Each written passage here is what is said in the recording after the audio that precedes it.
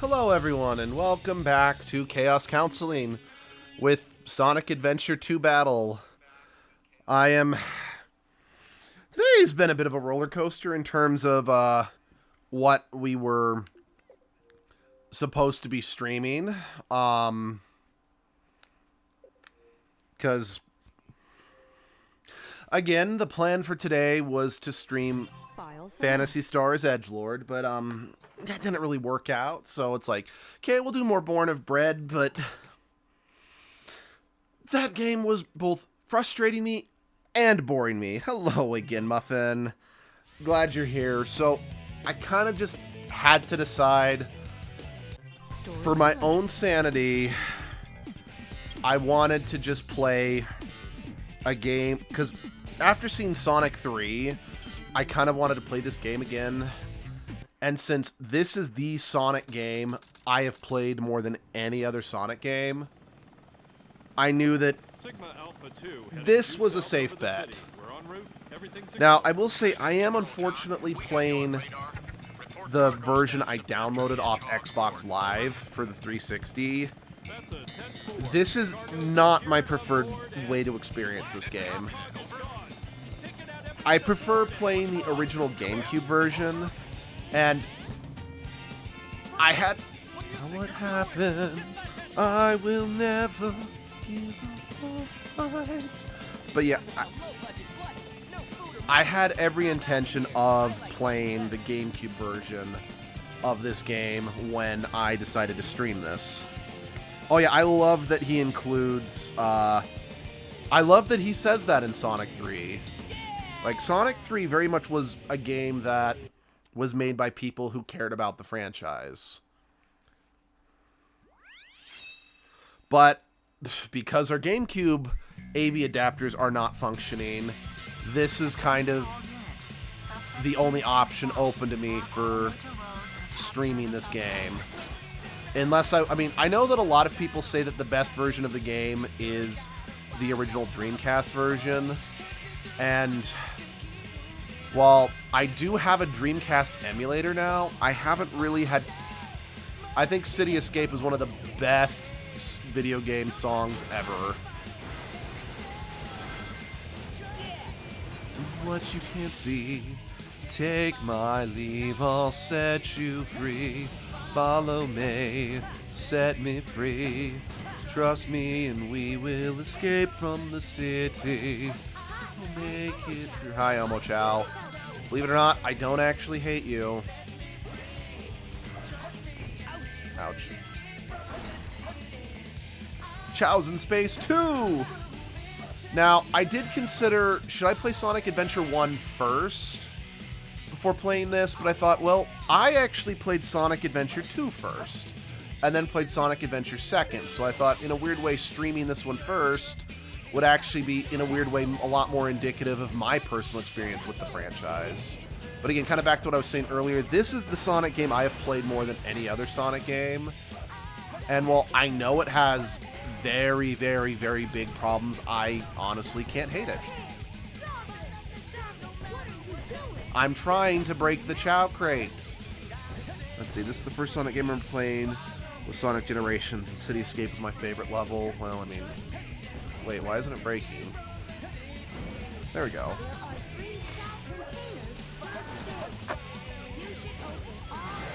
Plus, since, again, the reason I wanted to play the Sonic Adventure games was because of Sonic 3, and Sonic 3 is very much based, or at very least inspired... Hold on, I missed the checkpoint. Wait, no, the checkpoint wasn't here. Was very much inspired by Sonic Adventure 2. I just felt it made more sense to play this one. But like I said, my preferred way of experience... I don't like playing this Xbox version because the Xbox version removed a couple features from the Chow Garden, so it's not as good. Like we're going to be spending a ton of time in the Chow Garden, if I'm being perfectly honest, just because I don't really know how much you guys want to see that. But let me think. So Sonic Adventure 2.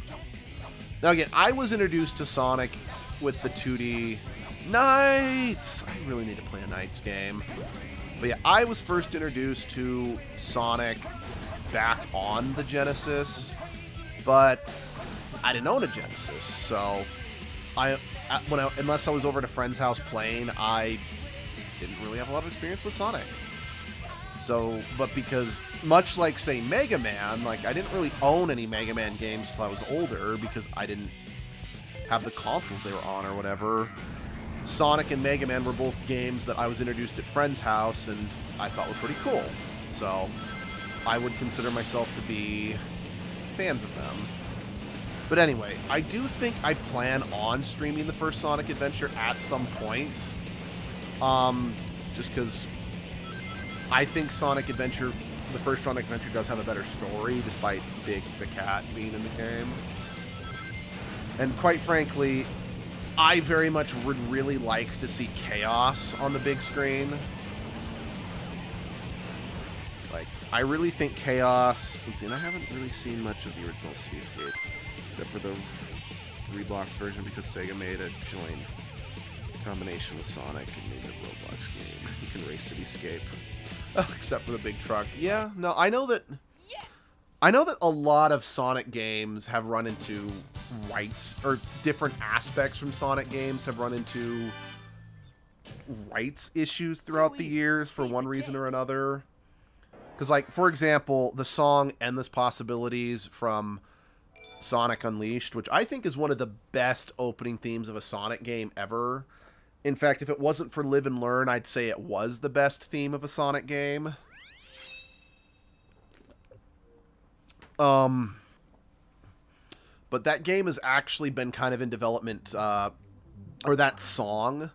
Sega actually can't use the original scoring of City Escape because the rights are... No, hold on. No. Hold on.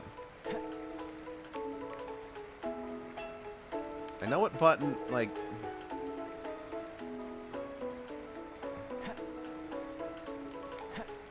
Okay, there should be... Like, in the GameCube version, at least, there's a way to, like, cycle commands.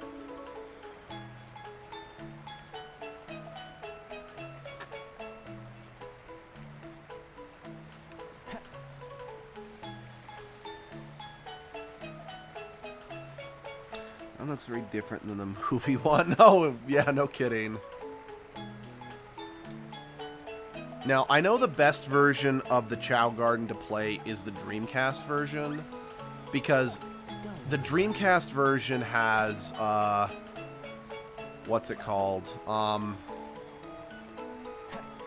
The Chow Gardens look very, the Chow Gardens actually look a lot, well, the normal Chow Garden's the same in both versions, but, like, the Hero and the Dark Garden, this one's an actual garden, yeah, it is.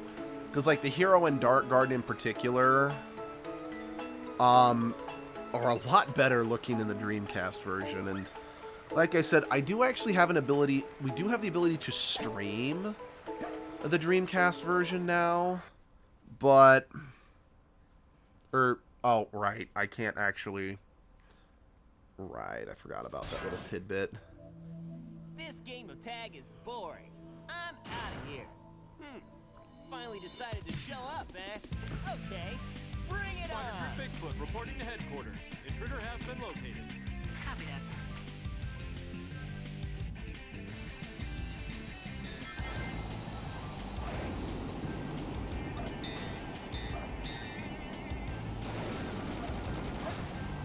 Yeah, this boss fight sucks.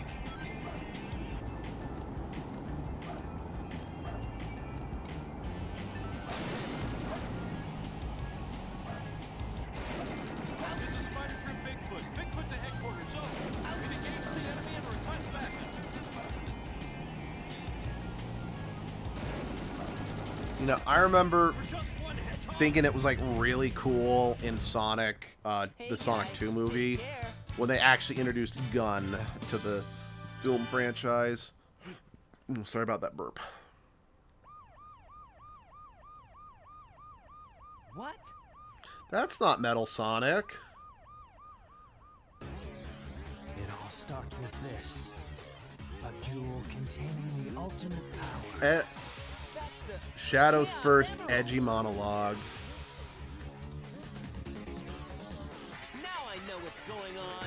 The military has forsaken me from the likes of you. That's racist. So, where do you think you're going with that emerald?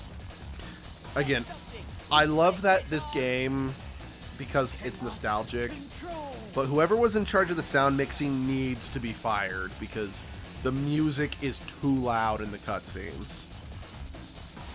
See a lot of fan dubs this game. One line I remember from one is when Sonic's saying I'd be practically begging on my knees if I had an animation for it. At least. Oh, 2 Sonics? Crazy. Chaos Emerald to war. I'm the world's ultimate life form. Farewell. Now, granted, the explanation as to why he's the ultimate life form wouldn't be explained for about maybe another decade or so. Or less.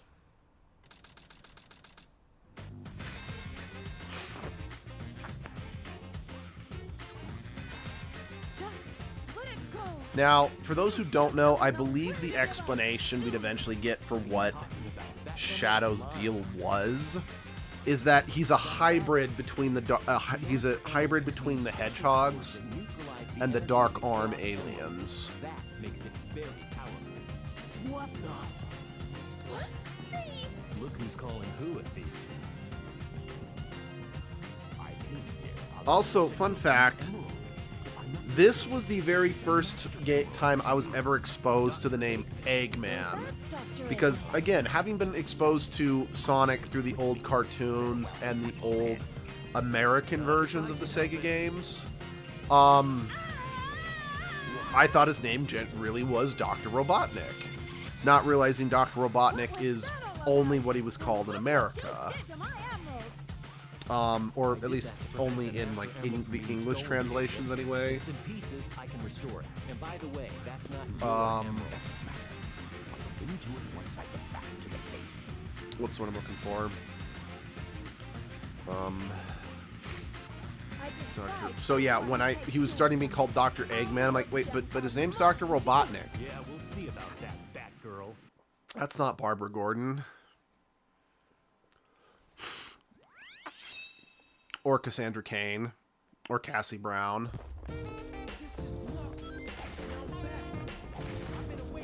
Yeah, Knuckles levels in this game, they've got some of the best. They're some of the best in the game. Yeah.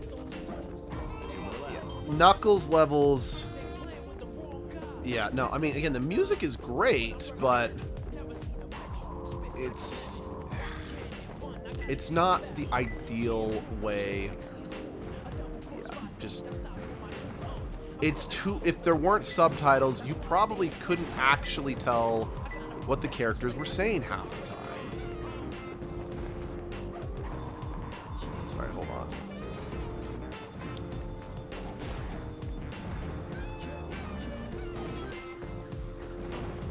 Sorry. I'm making sure...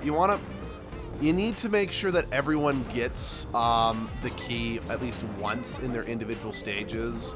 Once you do that, you can enter the Chao Garden as any character from the hub, from the map, the maps, the level selection screen.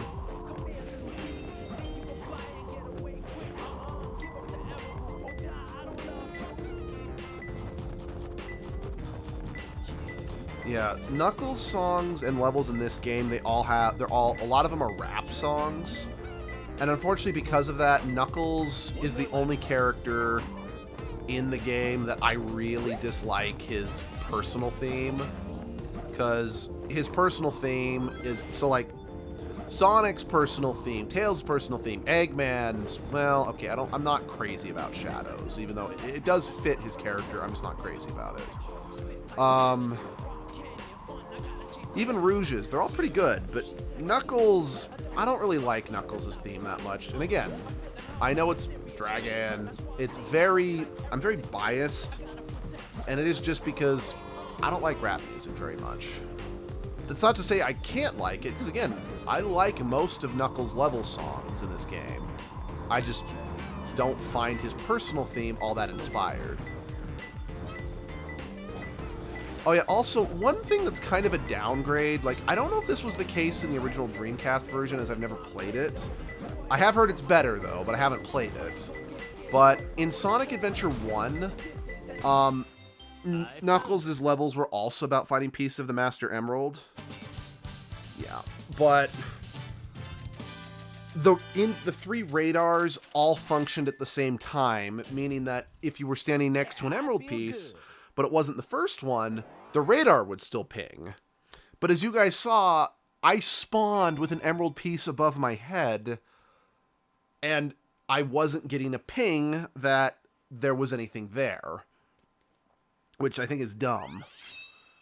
So, quite frankly, I do feel that Knuckles' levels are a massive downgrade to how they were in the first Sonic Adventure game. Again, not that I think Knuckles' levels are all that great in either game, if I'm being honest.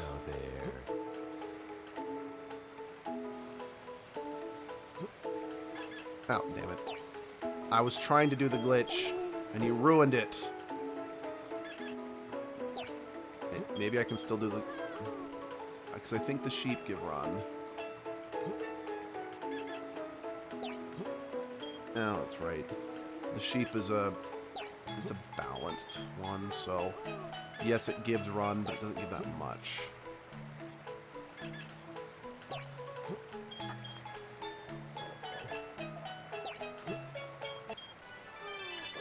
Oh, damn it. Dang it. Let's see.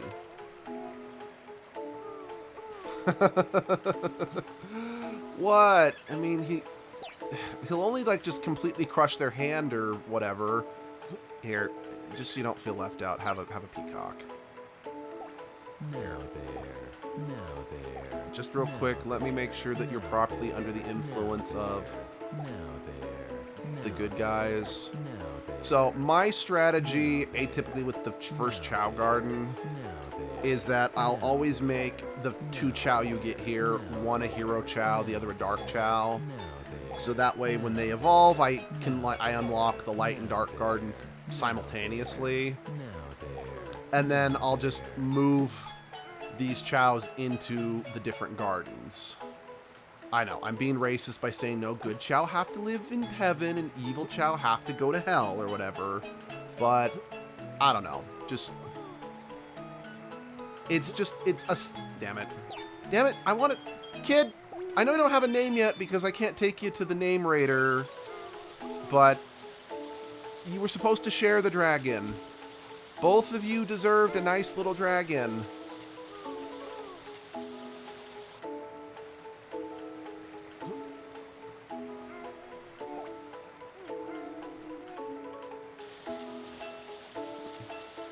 But yeah, so some raps I like though, but yeah, no, I'm the same way. Like, I can, and dare I say, even have found some rap songs throughout the years that I can safely say I like.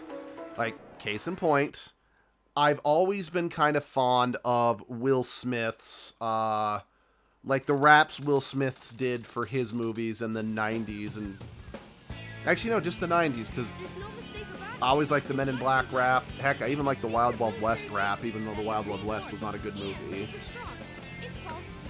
But I will never seek out rap. Now, I was never bothered by it as a kid, but a complaint I've heard people start bringing up about this game as an adult, at least now as enough time has passed, is that Tails, you don't get to play as Tails, you get to play as Tails in this robot just so he can be the opposite of Eggman. And yeah, I think it's kind of a fair complaint, especially just how, again, if you think the music is bad, wait until you hear the high-pitched noise that permeates every single one of Tails' levels. Now, again, I get it. Because the big appeal of this game was that there was a light campaign and a dark campaign, they needed an opposite for everybody, so that both players... I don't see it rap. My mom is a rap enjoyer, though, which I find shocking. Oh, yeah. I can see that. Because again, the idea was that everyone was meant to kind of be an opposite of each other. So it's like, since Eggman's always in a robot, they needed someone to always be in a robot. And I think that could have worked. I just don't know if I fully agree with the implementation here.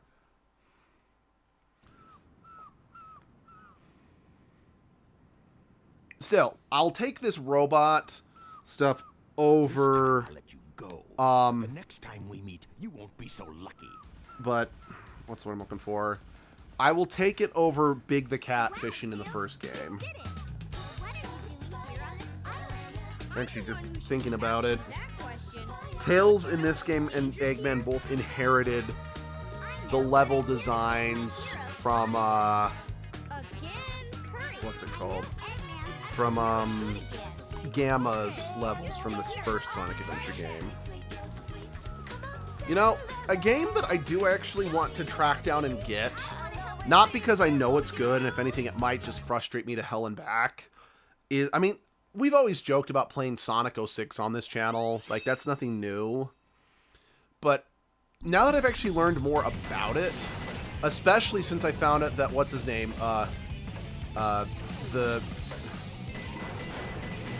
Mistopheles, or whatever his name is, like, the villain from Sonic 06 is in Sonic Shadows Generations. I'm like, well, crap. I kind of want to actually play it now, because I do genuinely want to play... Again, I do not love Shadow. I am probably the biggest Shadow detractor in the universe.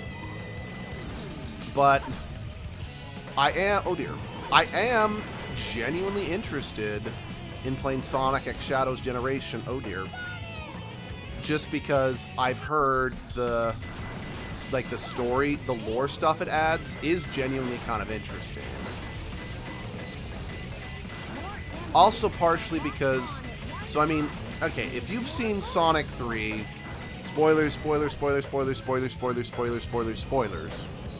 if you've seen Sonic 3, you would know that the end credits scene is setting up Metal Sonic as the villain for the next movie, or at least Metal Sonic should play an important part in the next movie. But a lot of people are speculating that maybe Metal Sonic will be like a dual antagonist.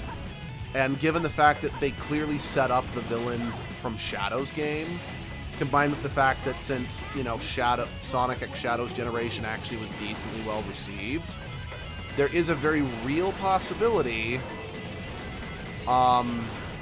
we might be getting elements from maybe even some less loved Sonic games, you know?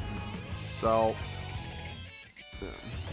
and again, just once again, I mean, and sorry, but the point I was trying to get at is because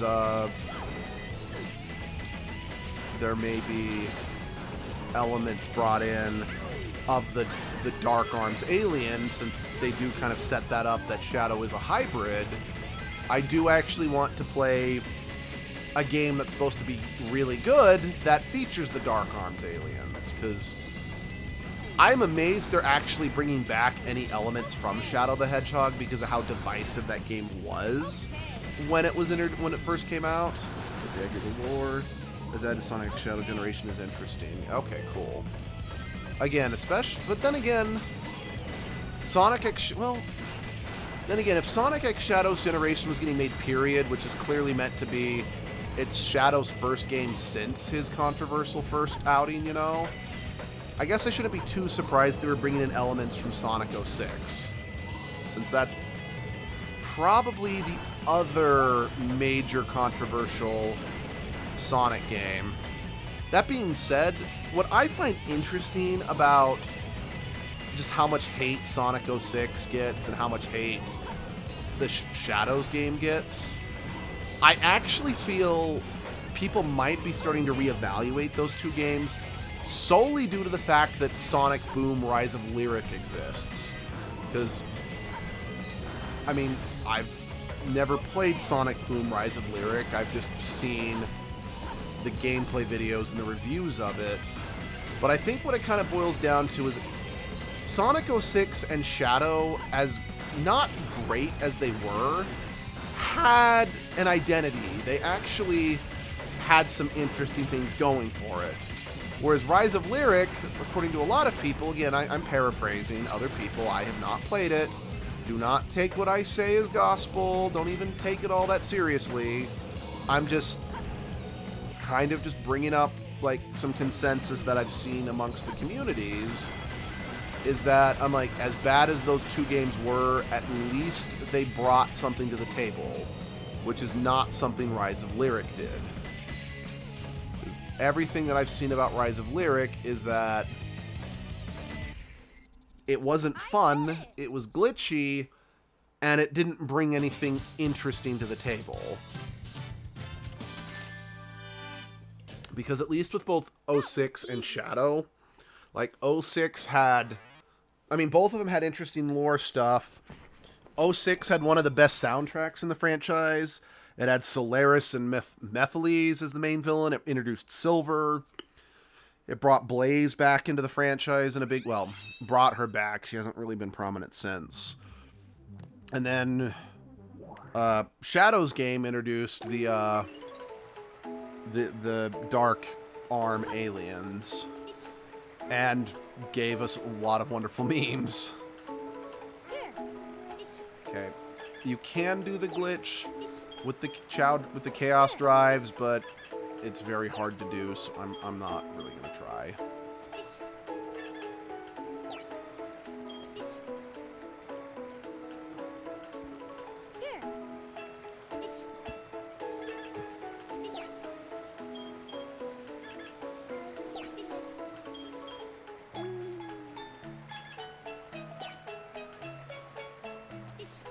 Okay, can I... Okay, I want to see if I can glitch and teach you guys how to swim, so I don't have to hear you guys screaming and drowning all the time. Shit. Damn it! If you would just sit on your butt and wait it... Well, I guess no one gets the tiger now. Oh, wait. There we go. If you just calmly sat on your butt and waited, I could have given you the beaver multiple times, and you could have learned how to swim. By the way, for those who don't know, and again, this is possible to do with the drives, but because the drives bounce up and down, it's a little trickier. Like, what you can do is with the animals, if you set it down right in front of them, and then if it gets close enough to them that the game registers that it's within their range of picking up, they will gain the benefits of having consumed the animal without actually using it, meaning you can keep picking the animal back, you know, keep using it over and over again to raise the stats. And see, I spammed it, now he can walk. Here, everything will be okay. Here. I said, I don't know why, well, no, I'm spending so much time here, even if I don't plan on spending a ton of time with the chows on stream, because it's the fucking Chow Garden. Everyone unanimously agrees that regardless of this game's problems, the Chow Garden is the best part of the game. So, I make no apologies for how much time I love spending here. Let's see. I mean, Sonic Boom is all... Let's see. I agree, is also disconnected from the rest of the lore, I think. But yeah, it didn't add anything new. It was glitchy from what I've heard. Yeah. And I mean, yeah, you are correct. It probably seems weird to judge a spin-off for not adding anything to the lore, since, again, the whole point of Sonic Boom was just to, damn it, to pump new life into the franchise.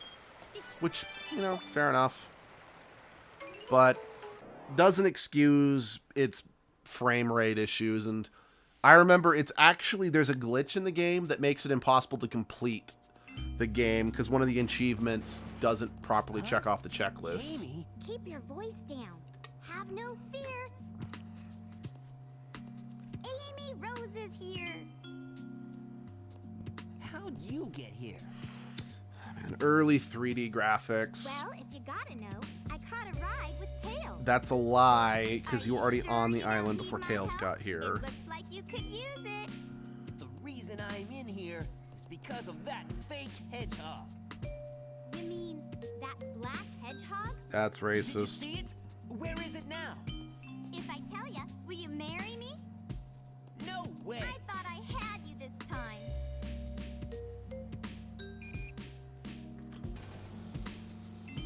You know, I love that they reference all the crazy writing on the wall So, in Eggman's behind Sonic this, huh? 3. What's all that writing on the wall anyway?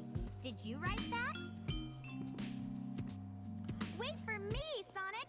He's such a brat sometimes. You know, I actually heard kind of an interesting theory about Sonic Boom / Sonic Forces. Because in Sonic Forces, the Avatar uses like a grappling hook, which the characters in Sonic Boom also kind of have like those energy beam grappling hooks. Like, I don't know if this is like has any real validity or not, or just people say it, but I've heard a lot of people speculate. They wonder if Sonic Boom or Sonic Forces was originally supposed to be a crossover between classic Sonic, modern Sonic, and Sonic Boom. Like I said, I've heard absolutely nothing to confirm that. To my understanding, Sega's stance is that it was always supposed to be the Avatar character, but I also can't help but wonder if possibly, yeah, the plan was at some point supposed to be a crossover between all three Sonics. Oh dear. But Sonic Boom performed so poorly that they're like, let's backpedal and instead make it about a customizable avatar. Hopefully Sonic fans will appreciate that. What have I done? We'll appreciate that more than, you know, a crossover between three Sonics, one of which no one likes, you know?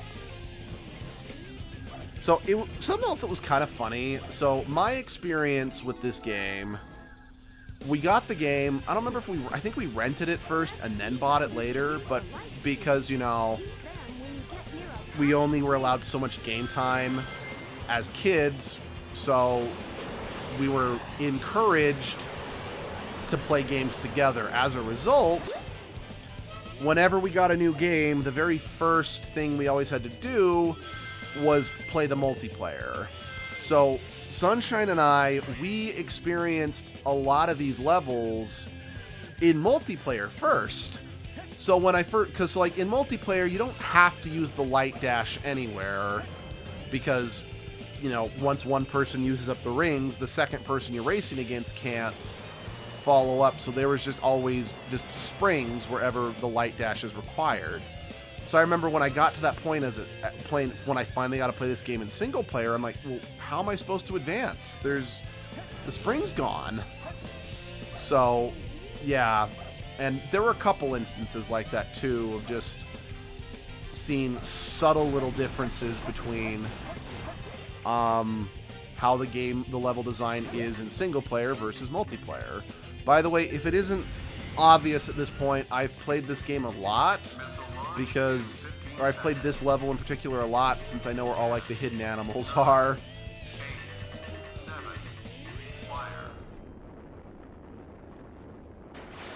Yeah, like, no, I really mean it when I say I have put more hours into this game than any other game in the franchise.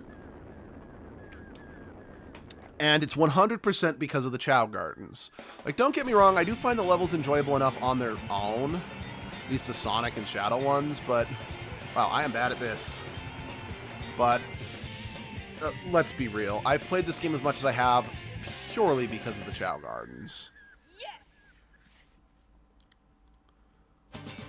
Also, it's so weird to play this game again without having like all the... Barely made it. Yep, that's fair. Without having all of Sonic's upgrades on him. So I'm just like, where's his bounce bracelet? Where's his magic hand? Where's all of his other stuff? I'm like, it's missing, Grandma. Why did it abandon me? Did my upgrades not love me, Papa?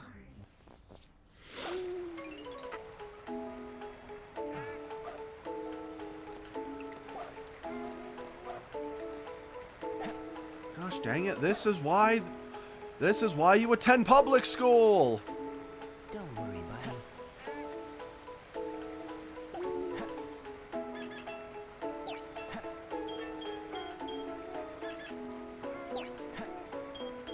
So one thing I do think that... So I mentioned that I don't prefer playing this version of the game because I feel there were some stuff that kind of got changed in the Chao Garden that I don't like. One of them is, so if you've ever raised a Chao in this game on the GameCube version, and I assume the Dreamcast version as well, you will know that after they evolve the first time, let's say your Chao, after you evolve your Chao, if you give it a lot of run attributes, fly attributes, they'll start changing again. Like, just as an example, if you have a normal Chao that you make a fly, or a neutral Chao that you make a fly Chao, and you give it a lot of more fly strength, the Chao will change and start looking like Knights, the other Sega character. Or if you have a neutral Chao that you make a run Chao, they'll start looking like Sonic. They took that feature out of the Xbox and PlayStation ports of this game, unfortunately. So once your Chaos evolve, they just look that way forever. And I do think that is a crying shame. Because again, it's a good feature. But one thing that I do think they added, and to be fair, it could have just... This issue could have simply been with my copy of Sonic Adventure 2, since the GameCube was pre-updates, But what's supposed to happen is that every animal gives the Chao, I don't want to say an ability, but more a quirk that they might do in the Chao Garden. Like, case in point, if you give your Chao a beaver, maybe he'll do it. They'll occasionally swim on their back, or I guess those are otters, not beavers, but they'll occasionally swim on their back like some otters do, Or if you give them a penguin, they'll occasionally slide on their belly. Now, outside of the otter thing, I almost never came across this phenomenon in the game. But I came across, at least in the GameCube version of the game. But I saw these quirks a lot more in this version. So like I said, I do think they sadly took a lot of features out of the... And by the way, I will make this Chao more dark once I actually get to playing the dark characters. But just since I don't want him drowning and not being able to walk, we're letting Sonic nurture him. So it's like, yeah, there are pros and cons to this version of the game. There are some pros to this version of the game versus the GameCube version. I still would take playing the GameCube version over this one any day of the week.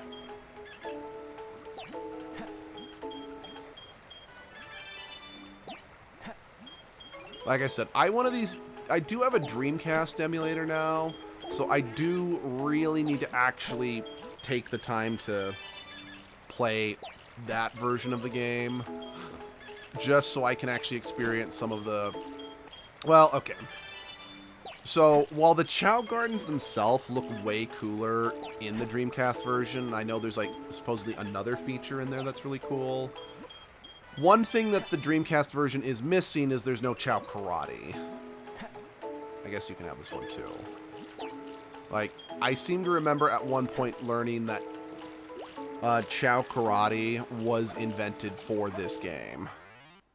Or invented for this version of the game.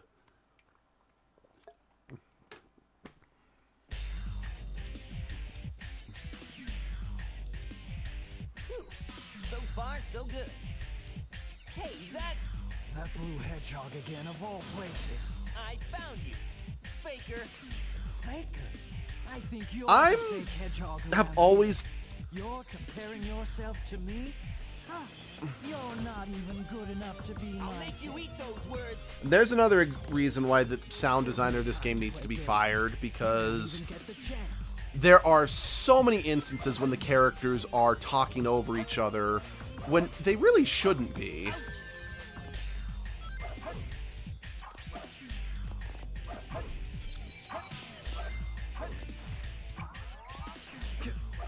I'm the coolest.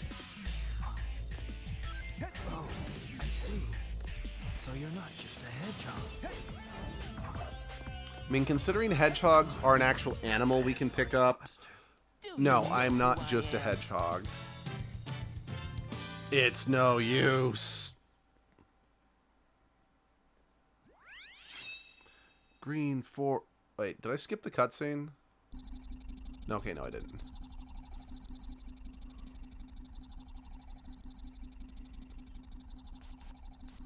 Shadow, what are you doing? Hurry and get back here right now before the island blows up with you on it! Blows up?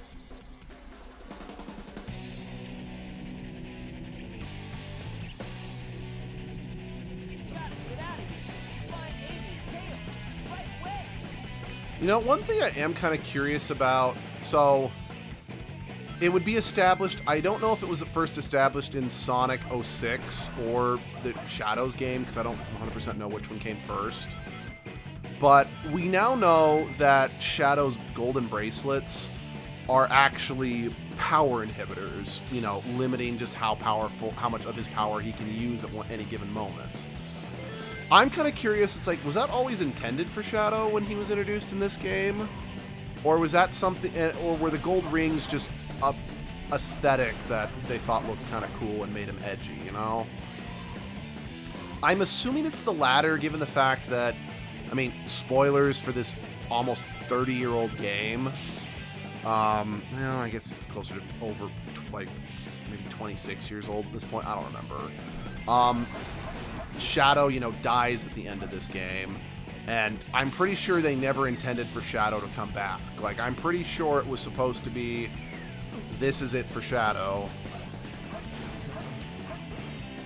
Alright, we got the Ancient Light, an ability I never ever use because of how risky it actually is.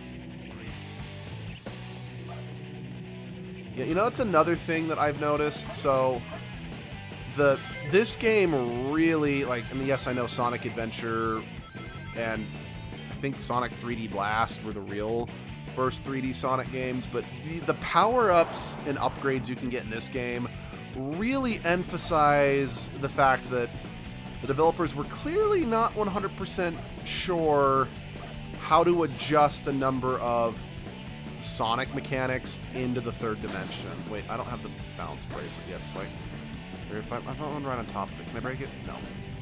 They really were not sure the best way of converting some of Sonic's abilities into the third dimension, you know? Can I? Yes, I can, but I guess my question is what... Oh, no, there wasn't anything else down here. Okay, sorry, I couldn't remember if there was an upgrade down there. I mean, I didn't think so since I already got the Ancient Light, and I think there's only one upgrade per level. Well, I mean, okay, not literally one upgrade per level, but they don't have multiple upgrades in levels. Because, like, for example, as far as I know, the speed shoes only appear in City Escape. Because, I mean, quite frankly, the speed boost shoes don't work as well in a more limited 3D environment like this game has. Like, they definitely were a lot stronger in 2D when it was kind of more of a 2D hallway you were running down, you know?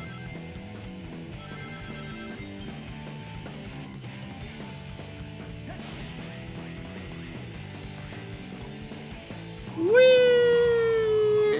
I'm dead.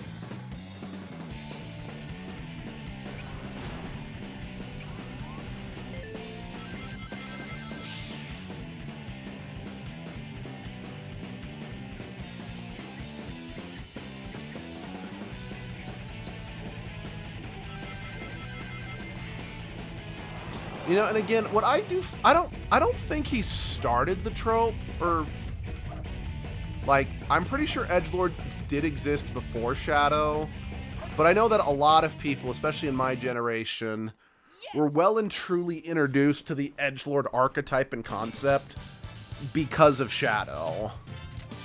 I mean, hell, when I was going to the local LARP park.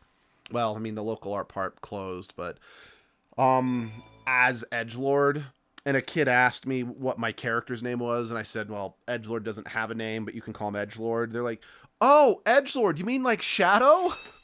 I'm like, yep. This kid knows what's what.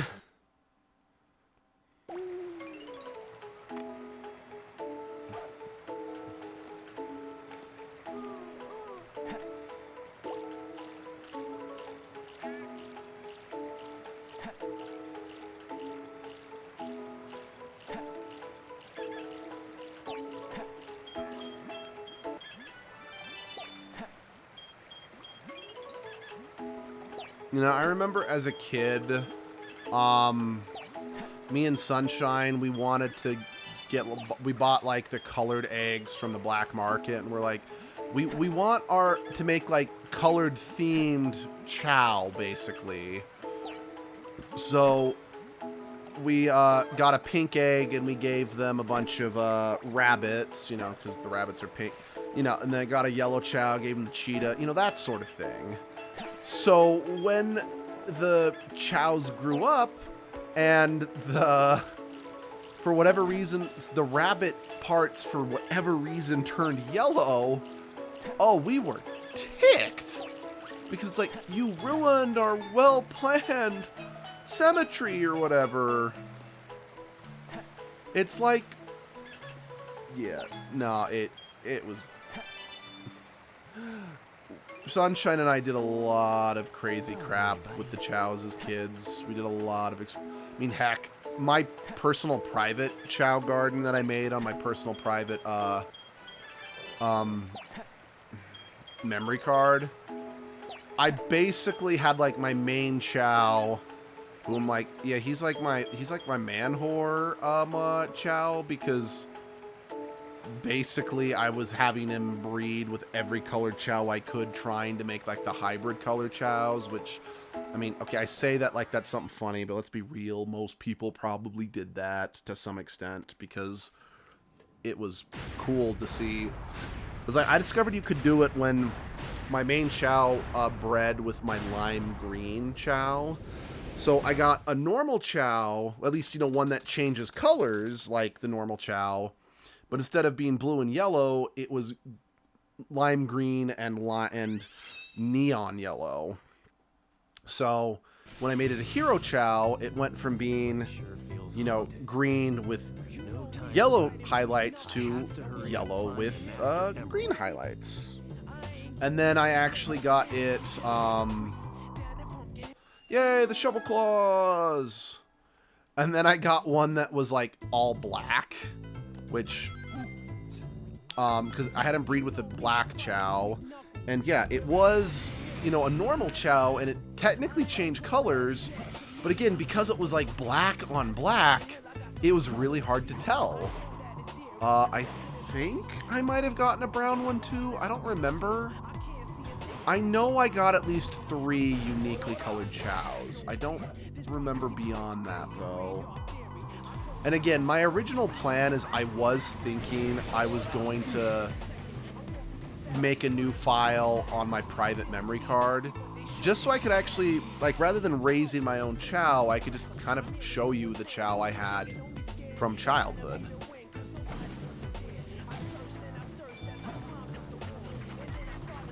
But, oh well. Okay, I think personally, this is one of the absolute best of the Knuckles songs. Or the Knuckles level songs, anyway. I have mixed feelings about this level's design. So, real quick, I'm going to parrot one of Pro Jared's criticisms about the Knuckles levels in this game, in that almost every one of Knuckles' levels is almost exclusively based on the fact that he can climb, but not that he can glide, not that he can really dig, at least not in, I mean, you only can really dig if it's like, if the digging's only if, say, the emerald is, like right next, if it's buried or whatever.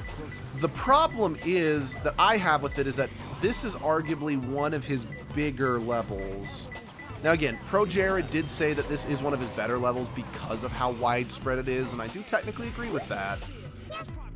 The problem just does once again boil down to the fact that because everything is so spread out, it takes a long goddamn time to actually get a reading on where the emerald is, meaning that if you're going for an A rank, it's really difficult. Now again, it's not as bad as, say, Meteor Herd from later on, or the one level in Eggman's pyramid level, because you gotta like dig through walls to warp to different areas, but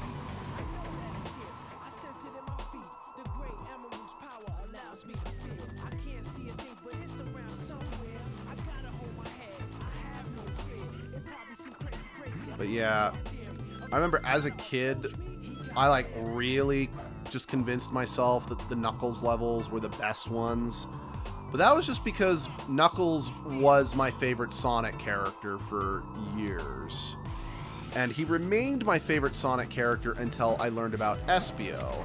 Now, Espio is not a better character, but I was a young, dumb, edgy kid who thought, oh, a ninja chameleon who can turn invisible and camouflage is so much cooler than just a guy who punches things.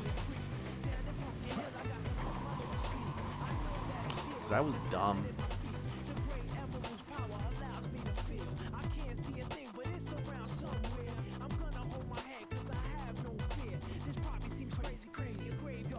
But yeah, there is a very, very, very, very, very, very, very, very good reason why I have never been able to complete this game and get 100% in all A ranks, because, well, I mean, yeah, Eggman and Tails' levels are no cakewalks in that respect, but it's 100% because of Knuckles and Rouge's levels. Because everything is random, it is impossible to speedrun them.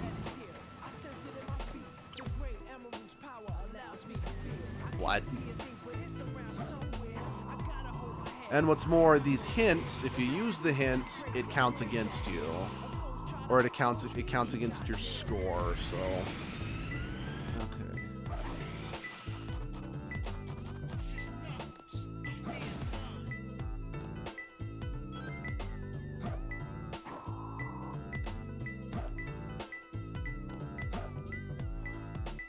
It's closer.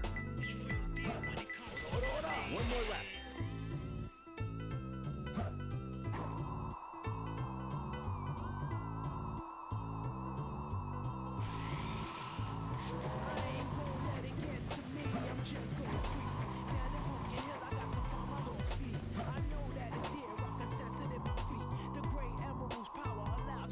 Now, I am kind of hoping, just thinking about the fourth Sonic movie, if they do indeed commit to having Metal Sonic as the main villain, I really hope we get to see Metal Overlord.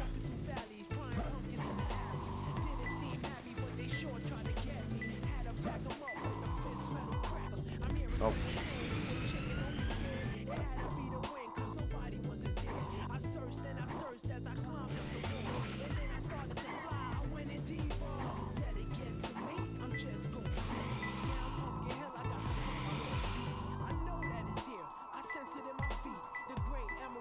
It's closer. Where?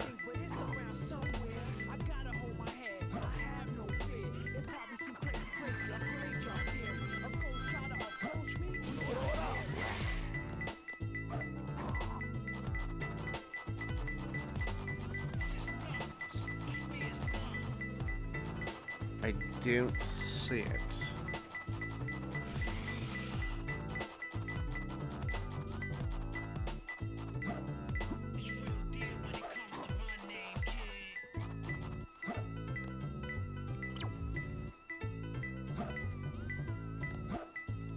That is so unhelpful. I'm just trying to find some confirmation. Like, is it buried?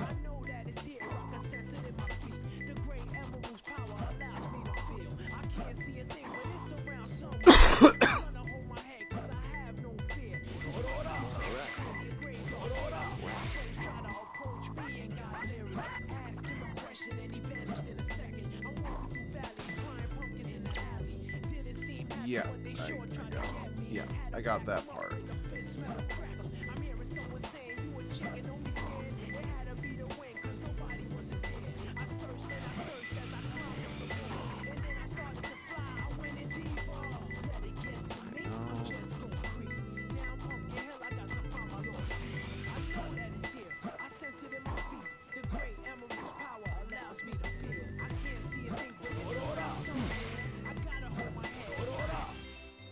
Okay, so it was buried. I just was in the wrong millisecond of, or not millisecond, square foot of dirt. Oh wow.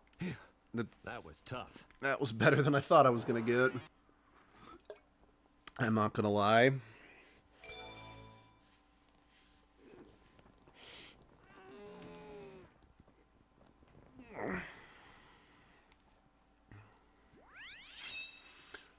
Chill world.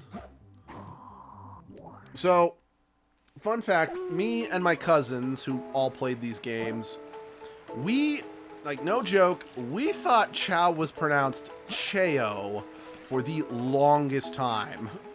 And I am not even joking.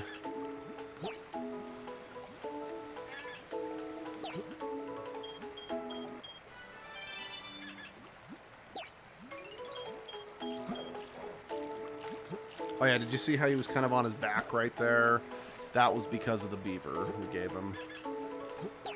And I think, just thinking about it, I think the reason for assuming that, like, not being able to fathom that these things were called chows was because I was familiar with the word chow as being both, you know, something you say as a, you know, farewell. Like, if you're leaving, you can say chow or something like that. Or, you know, chow was a term for food, you know? Like, let's get some chow or something like that, you know? I mean, I don't know if that term's used that much anymore, but that's where I first heard it. So again, that's why it was just like, it never crossed my mind that that was the correct pronunciation. Where? I know there's a pumpkin buried here somewhere.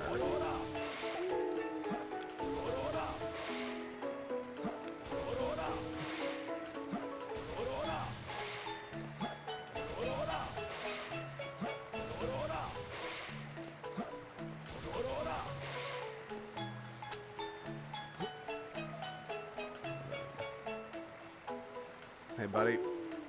Since I haven't had a chance to give you guys names, just put this on so I can remember that you're the one who needs to become a Dark Chow. I'm not having you wear it because I'm embarrassed because of you, and I don't want to be seen in public with you. It's just... Man, I forgot this story moves at a breakneck pace. The human models in this game are so bad.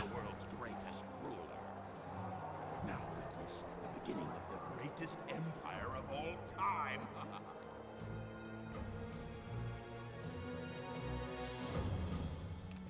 I am the tallest of mountains. I am the roughest of waves. I am the darkest of terrors. I am the rough. Never mind. Moving on. Sorry, I'm one of those weird people who actually likes Infinite as a villain, so.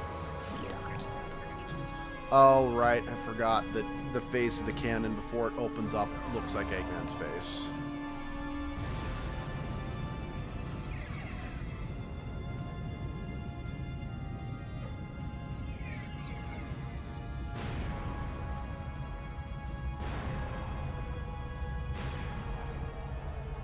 Okay, I actually love that, what's it called? Sonic 3 actually references the partial destruction of the moon that happens in this game. Albeit it's the context is so much funnier in the movie. Half of the moon is gone? Eggman! Oh, that creep. Hey Muffin, you still with me? But how did he manage to harness all that energy? It's got to be the Chaos Emeralds. Chaos control. Yeah, that's the reason they were looking for him. Tails? The Chaos Emeralds are like I'm amused that it's so weird that Tails has a Chaos Emerald when Tails having one in the last game was a plot point. I'll take care of the police while you try and find a way out of here. I mean, he had the purple one in the last game and then the red one. At least I think the red one was the second one he got, but still. I do find it funny that just, Tails, you have a Chaos Emerald. I'm like, yes. What's so weird about that?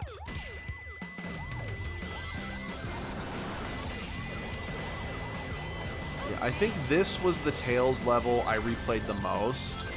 Because, like, for a brief period of time as a kid, I absolutely refused to give my Chow animals because I didn't like the animal bit sticking out of them. So I would only raise them using, and this was also before I knew the glitch even existed. So this was the level I could most easily grind drives for. Ah, shoot. Oh well. There we go. That I could grind drives for my good Chow. Now, I have since learned that, you know, you can give your Chows animals because it raises them a lot quicker, and if you want to get rid of the animal bits, just give them the undead dog or the sea monster, and it'll remove the bits from, it'll remove the animal parts from them.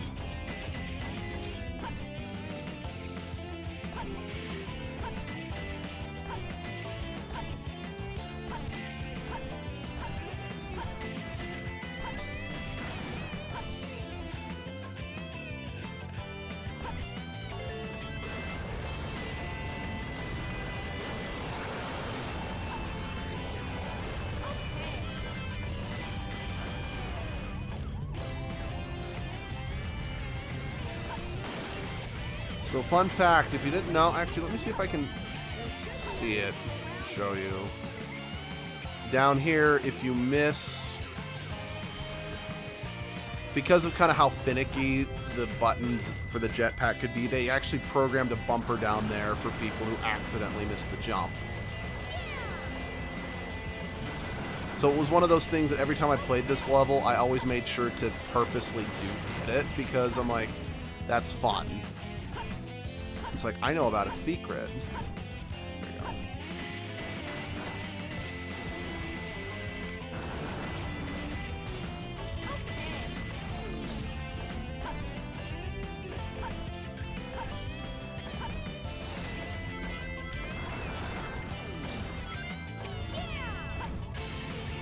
Yeah, cha.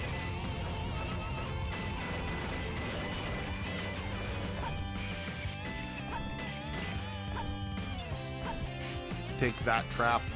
You will not get the best of me.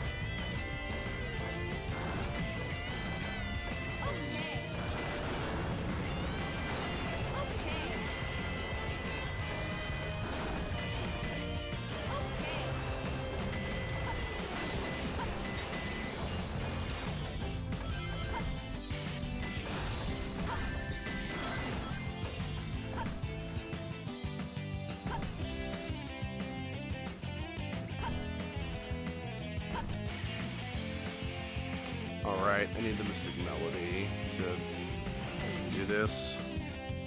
Oh wait, actually, I think there might I know how I said earlier I don't think there... Oh shit. There are multiple upgrades in a single level, but I think there might actually be another Tails upgrade hidden in this level. So, again, I could be wrong about that. So, don't quote me on that, since... Again, I've played this game a lot, but because I usually just kept playing on my more completed save file, I've only played the game from scratch, I think maybe 2 times. So I don't completely remember where all the characters' upgrades actually are, since I didn't always have to collect those.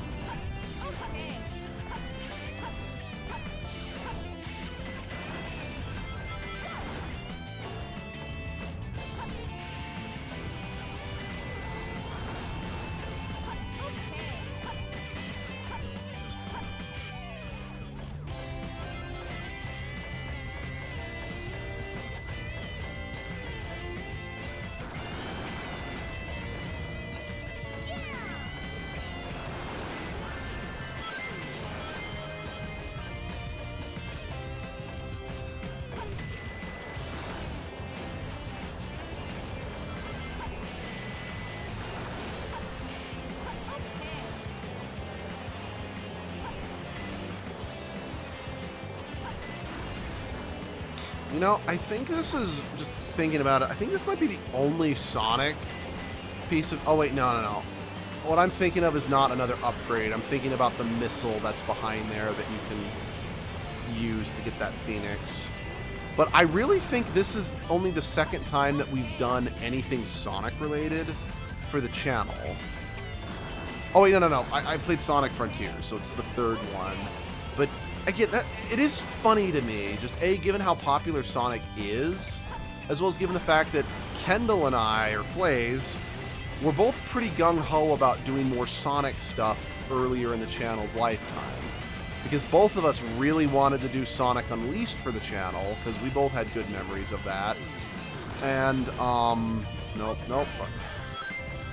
Okay, that was weird. My control stick locked up. I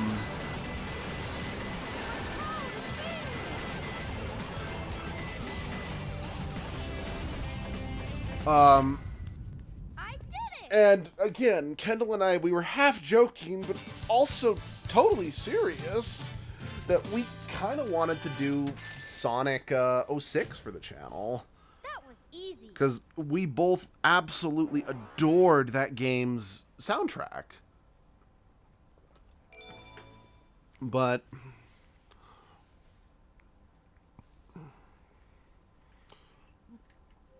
oops. Not what I meant. But yeah, it's just not something that ever came to be for a lot of reasons. Now, again, I do actually want to Everything will be okay. play a lot more Sonic games. And honestly, I think I do have every intention of doing just that. So like I said, I know that, like, maybe not immediately after this, but I do very much want to stream Sonic Adventure 1. And,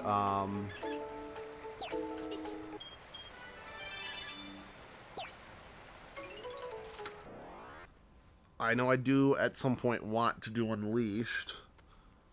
Because I do have the Xbox version. I know the Xbox version's not the best version of that game, but I do have it.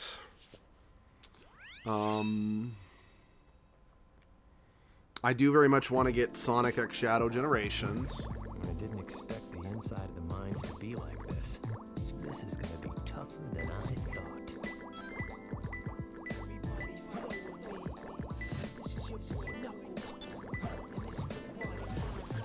Different areas are accessible depending on the water level.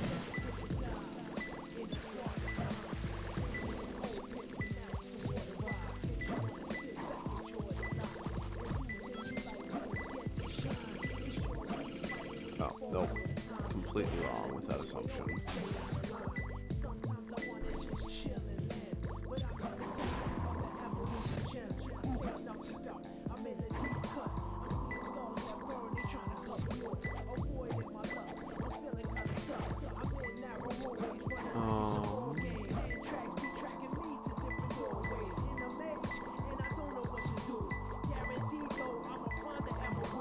It's closer.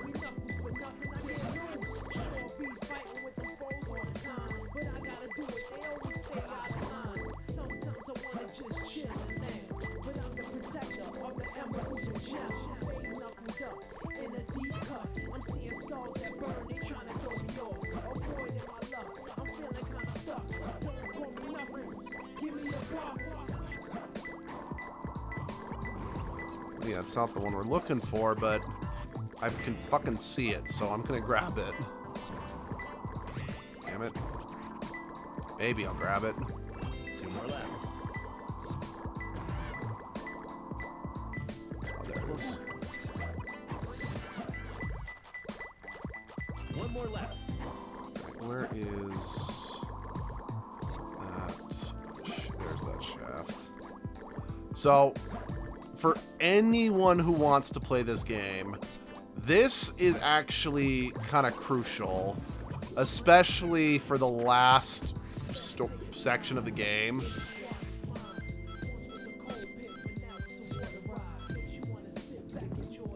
Uh-oh.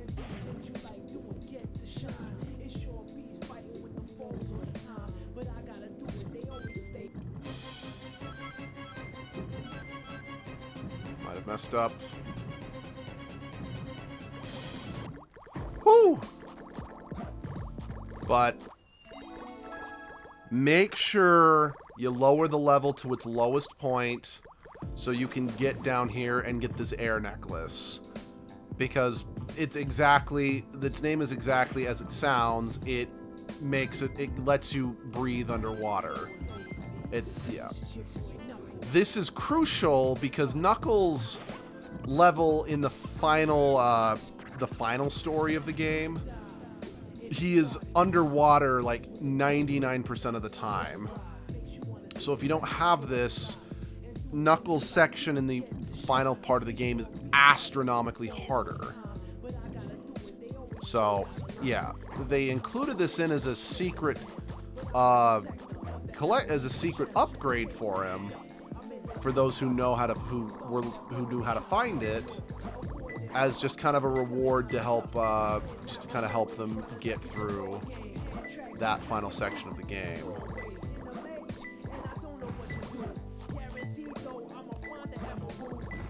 Okay, I could have sworn I saw it turn yellow around. Maybe I didn't see it turn yellow. It's turning yellow right about here. Okay.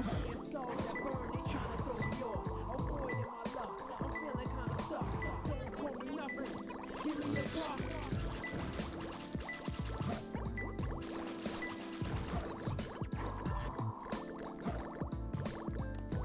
That dripping is really annoying.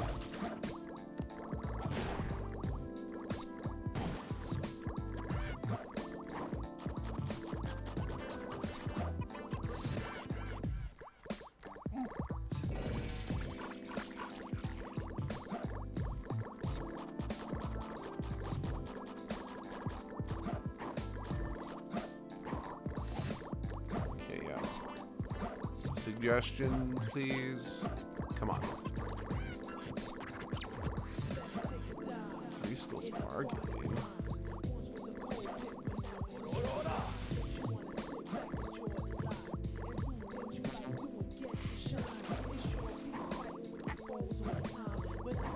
I might want to mess with the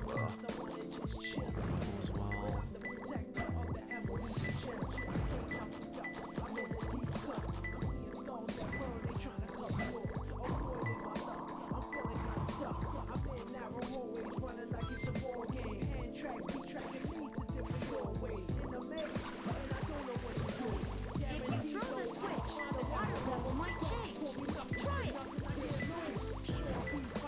No.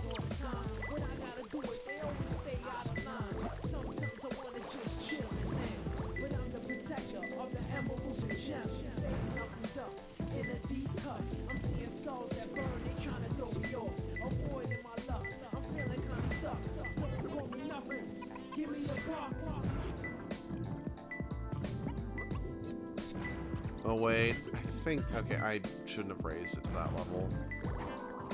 I think I actually remember what I'm supposed to do.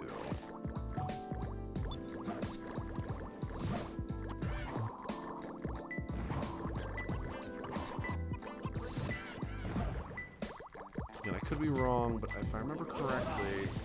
Nope, I'm wrong. I thought for a second.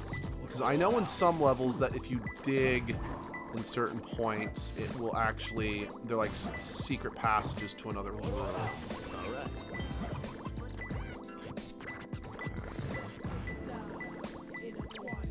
Alright. Wait, what? Three schools arguing. Okay, I got that. A room behind the caution sign that warns an area where the three schools are looking at.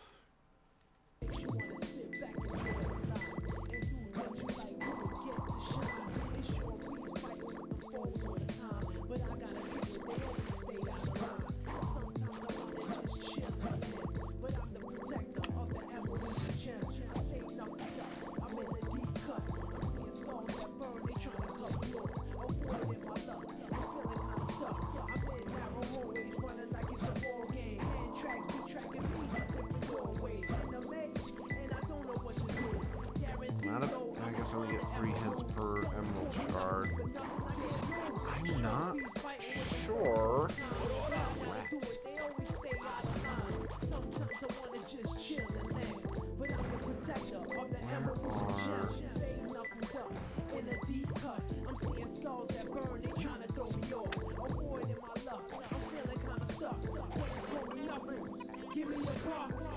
Definitely Knuckles levels are on proper display right now with why they're kind of the least fun to try to speed run or whatever, you know?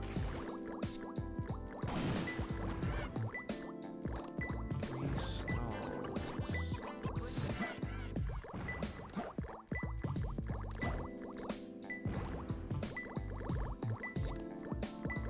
They said behind the caution sign.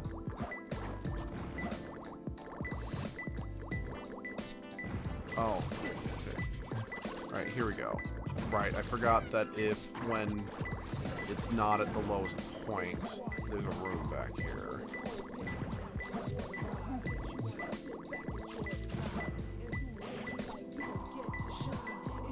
It's closer.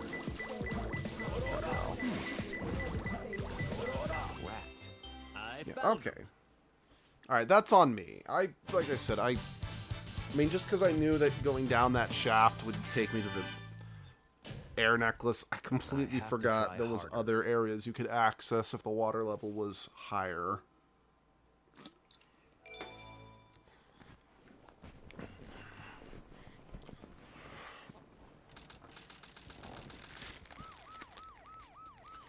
Oh. There always seems to be a lot of police around when you don't need them. Tails, any news yet? For some reason, I'm not getting a signal from the 6 remaining Chaos Emeralds. Maybe Eggman took the emeralds into outer space. Outer space?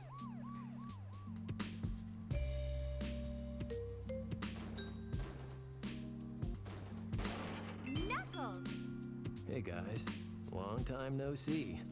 I must have got lost in the mines. Looking for the Master Emerald pieces was tougher than I thought it would be. Where are we anyway? Hey, where are you going? Move aside, Knuckles! I managed to find the transcripts between Eggman and the President in the government computer. I'm following the President's limo right now. Okay. If we get into the limo, we can trace the call to find Eggman. Okay, let's meet up there. Because, Hey! Wait yeah, for me, Tails! natural plot progression is for losers. Oh, I hate this level. These racing levels Must be over there. Let's go! are my least favorite levels in the whole game. I mean, they're not the most frustrating by any means, but I don't like them. Because it's stiff, it's wonky. And one thing I really, really hate is that they add the racing to the multiplayer. And it's not very fun. So, for those who don't know, in the original Sega Dreamcast version of this game, if you got everyone's emblems, it would unlock a new costume for them in multiplayer. But in the Battle 2 version, aka the version I'm playing and the version I played as a kid, they changed it to that getting all the emblems unlocked an alternate cart for characters to drive in the multiplayer. And that was it. So if you wanted to get those cooler costumes, you had to get an A rank. You had to get all the emblems, and you had to get an A rank for each one of them. Which, yeah, sucked. Because it's like, I don't care about the alternate cars and the kart racing. In fact, I really hated that the kart racing was a mode in the game at all, but I think the reason why they changed it to make like the alternate karts easier was because they added a bunch of new emblems you had to get behind the kart racing. So like, let's give you the thing that will help you with these emblems, or I don't know. I still don't like it very much. Tails, did you find the President? Almost, Sonic. Just a few more minutes. You know, it is interesting going back to this game, Because, like, well, yes, I mean, arguably the first time I ever heard Sonic talk was in the old cartoons. But this was officially, like, really, to me, what solidified, like, this was the game that solidified what the characters are supposed to sound like to me. But I haven't played this game in so many years, and I'm pretty sure they like, the last game that I think this cast voiced the characters was Heroes, and it was a new cast going forward. It's weird going back to this cast, you know? It's like, honestly, I don't really like this version of Tails that much. Now, I think my least favorite Tails performance was in Heroes. I don't know if it's the same voice actor in Heroes, but the voice performance is so juvenile and so whiny, it just drives me nuts. Like, honestly, the current voice actor of Tails, like the person who voiced Tails in the movies, that's my favorite Tails voice. As for favorite Sonic, I don't know. I have a hard time with that one since Sonic's voice has been a lot more consistent across the franchise, even between the different voice actors. I think, ironically, the one major exception to how Sonic sounds in terms of consistency is, ironically, with Jaleel White, the guy who voiced him in the 90s cartoons, who was arguably the first person to ever give Sonic Mr. a voice. President, reports show that since the incident 3 hours ago, the country is in turmoil. Our financial communities are impacted, and our satellite communications are down. An emergency meeting has been called. Mr. President, this is a national crisis.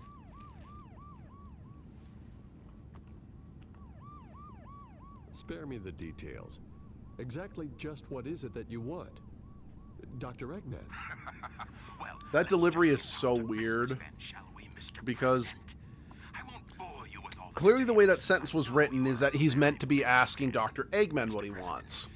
But the way his line delivery of Dr. Eggman comes across, it seems like he's talking to someone else, and then Dr. Eggman hacked Otherwise, into his computer or something. cease to exist. You have 24 hours to give me your answer. No way! what the?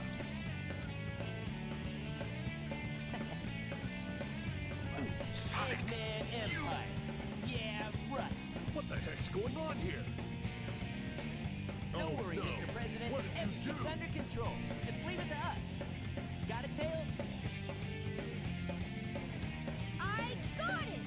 He's transmitting from the space colony Ark. Okay, let's move it. Wait up, Sonic! Hey, you Mr. wait! President, we're receiving an incoming signal from our agent. I love just how robotic that woman's voice was. It's like, I'm just here because... Inside that pyramid? I saw Eggman go inside the pyramid. And more importantly, I saw that Batgirl go inside with him as well. Well, you saw them too, right? Well, yeah. You should be able to get into outer space from there.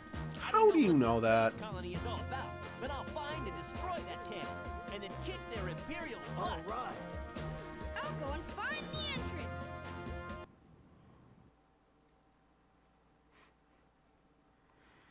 Man, this story is so disjointed. It's so bad. I love this game, but it's so bad.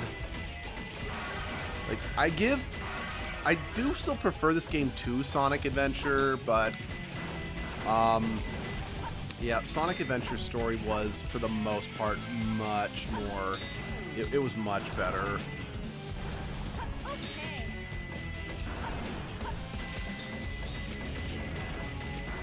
Try shooting strange-looking walls. You can find your way out. Yeah!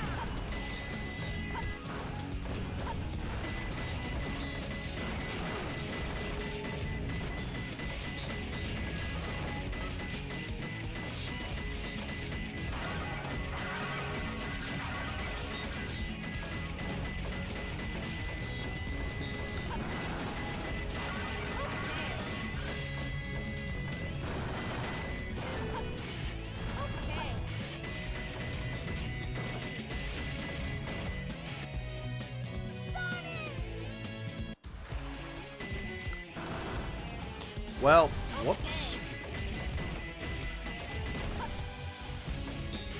God damn it. I have honestly lost more lives to this, like, Tails' kind of less than stellar jumping mechanics. Because, like, I don't know what it is about Tails specifically, but I'm more likely to miss a jump with him for some reason. Okay, I for some reason seemed to remember there was something else up that way, but I was clearly mistaken.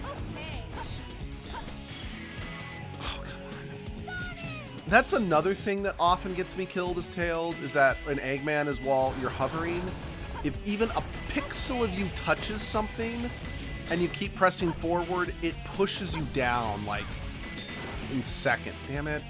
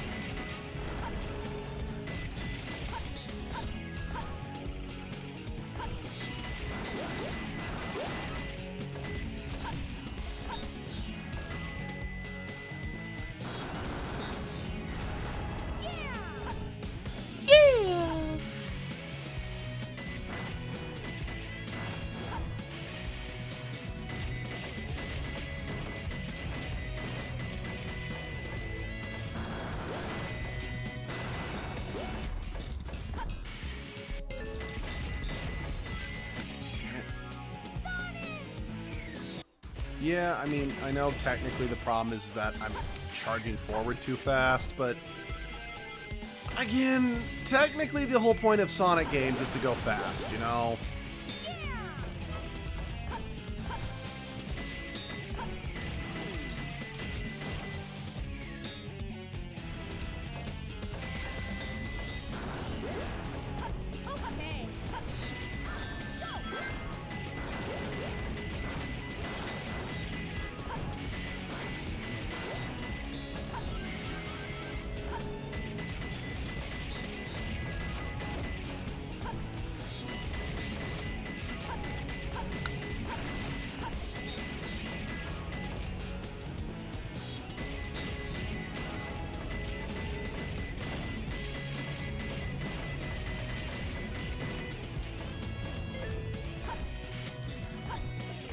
Oops.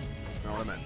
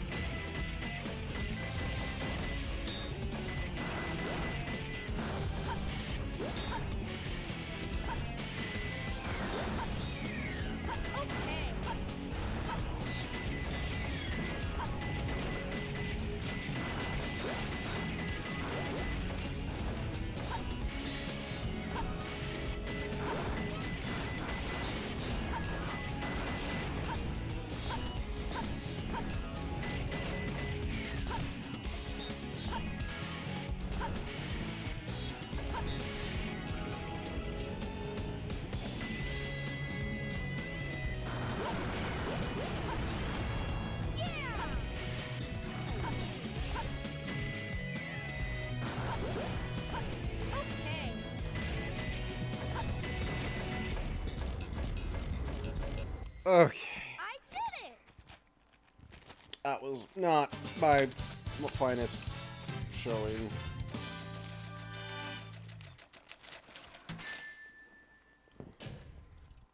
I gotta do better better next time. I mean, you're not wrong, but doesn't mean I'm actually going to do better next time.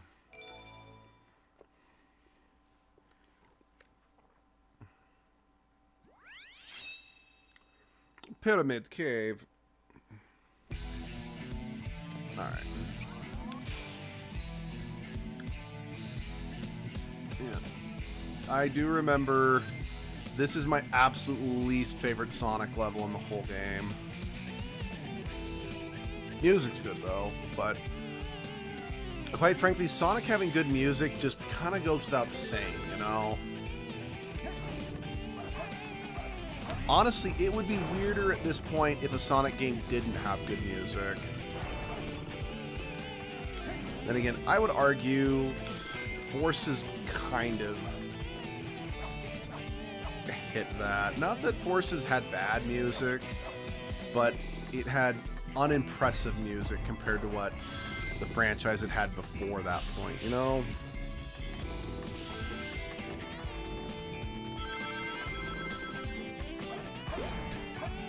Sweet. The bounce bracelets.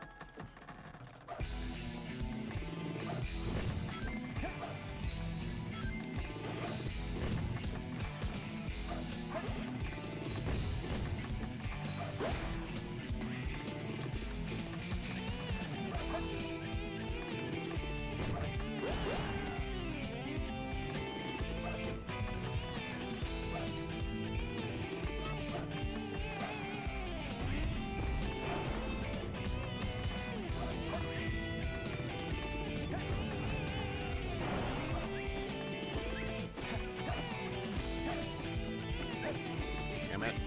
I didn't want to throw, I wanted to set it down gingerly. Thank you.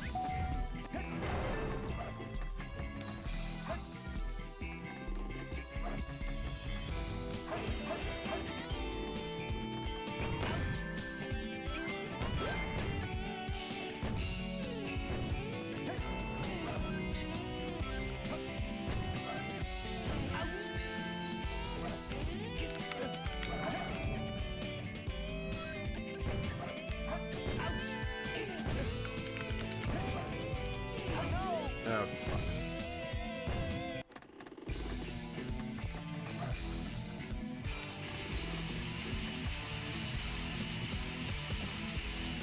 Well, that just helps me, you know, skip that whole thing.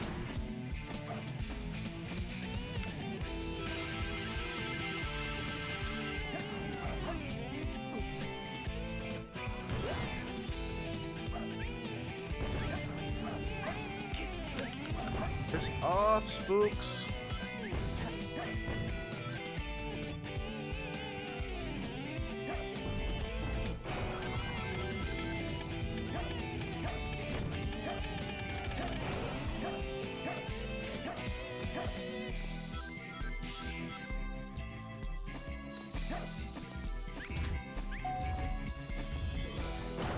I found the key to the door at the dead end over there.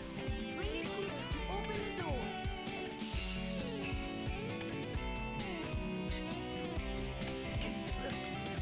So.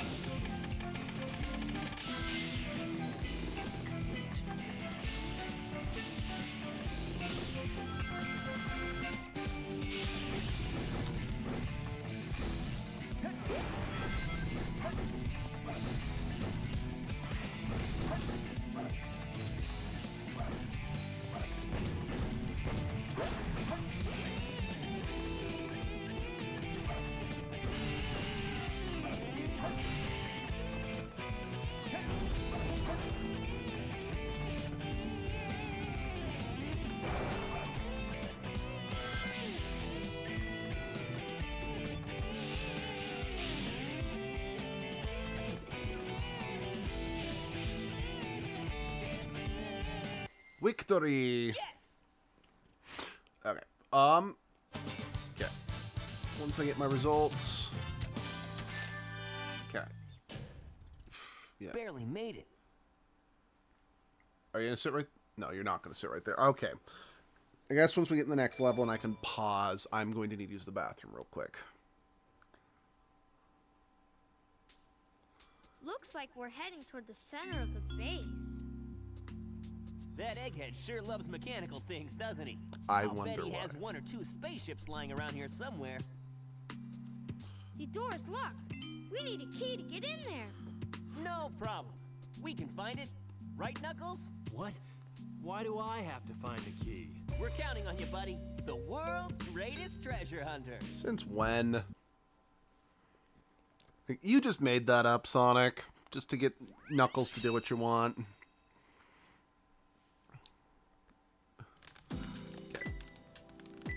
Okay. This level, along with Rouge's level, that's also kind of in this area, they're my 2 least favorite of their levels. Like I said, I'll be right back.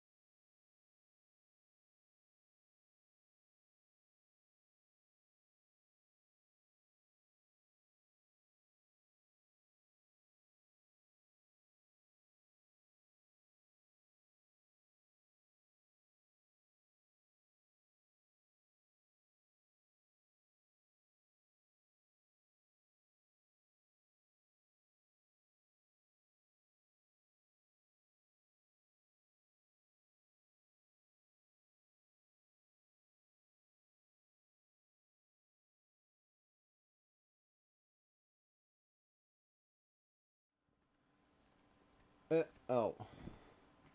Hold on.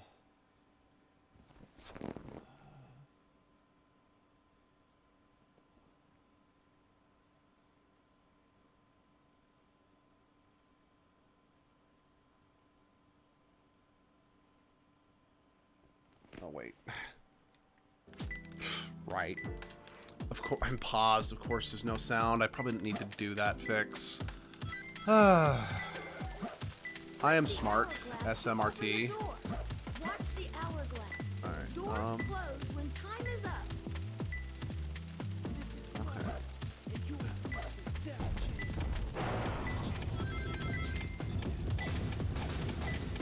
Okay, cool. Hammer gloves.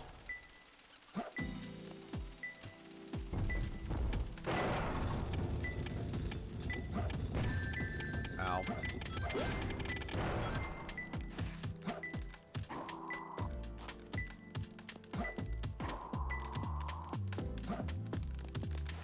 No, not that way.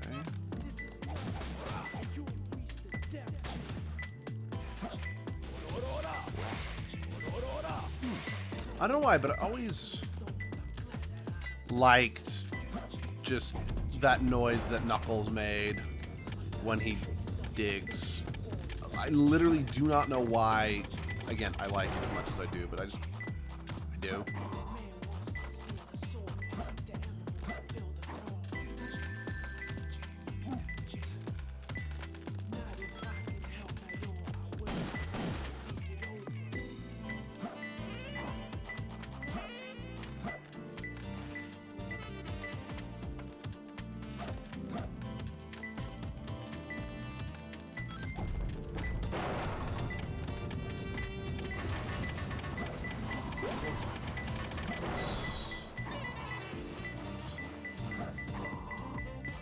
Right. I'm looking for keys, not emerald pieces. So I need to stop looking for green.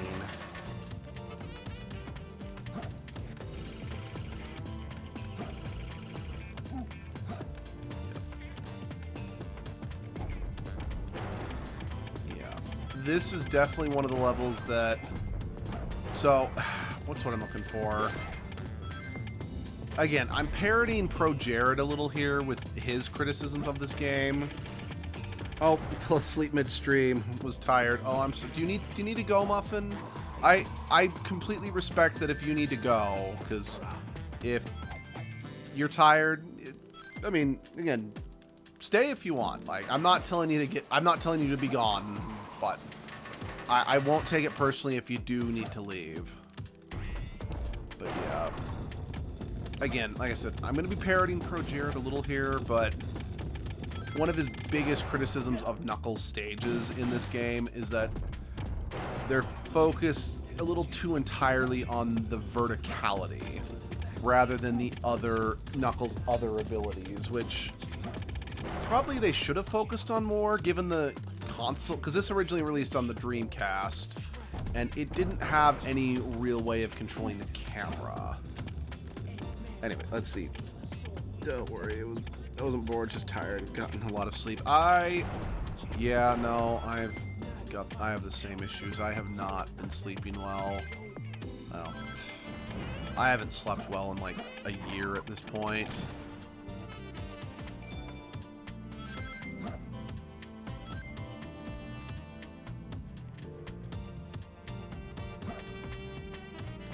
And man, I always hated, like, growing up, like, so especially like in high school and college. So I was a weird one in college because I always made sure to get 8 hours of sleep because I knew just how bad my performance suffered if I didn't get enough sleep. And it's like, I'm paying for college. I want to pass college, damn it. But weird how time passed so quickly, honey. Yeah, no kidding. Alright. Give me a hint. Two beautiful women on flame. That's not very helpful, and quite frankly, that kind of sounds like you're directing me to a very specific tab on OnlyFans. Or Pornhub.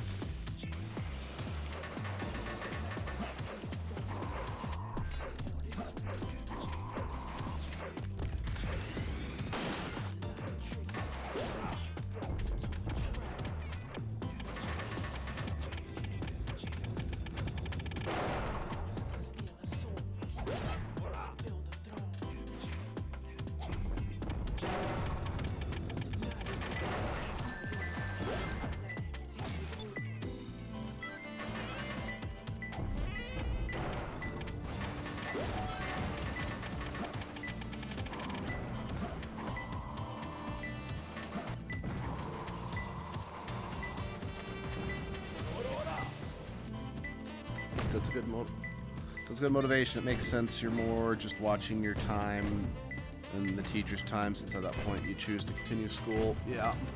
And yeah, oh sorry, just like my back, like I didn't actually finish what I was gonna say, but I always hated that just whenever everyone's like, oh, how you doing? I'm like, oh, I'm tired. They're always like, well, you just need to get more sleep. I'm like, well, fuck you, you miserable fucking bitch or asshole or whatever. We don't discriminate sex here. We hate all assholes equally. It's like, you realize that I am trying to sleep, but due to either work schedule not letting me or genuine social anxiety, it's like sleep is not forthcoming. Plus, it's not as simple as just going to bed, you stupid brain dead motherfuckers.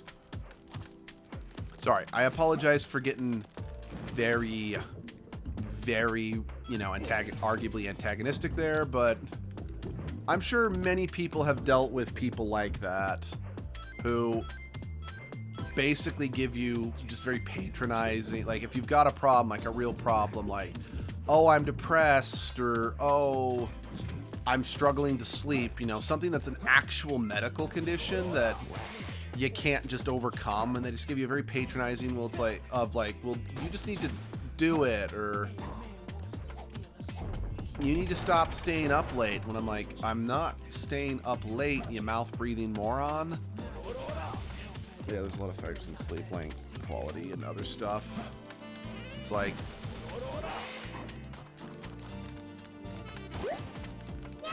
I mean, because there are some people...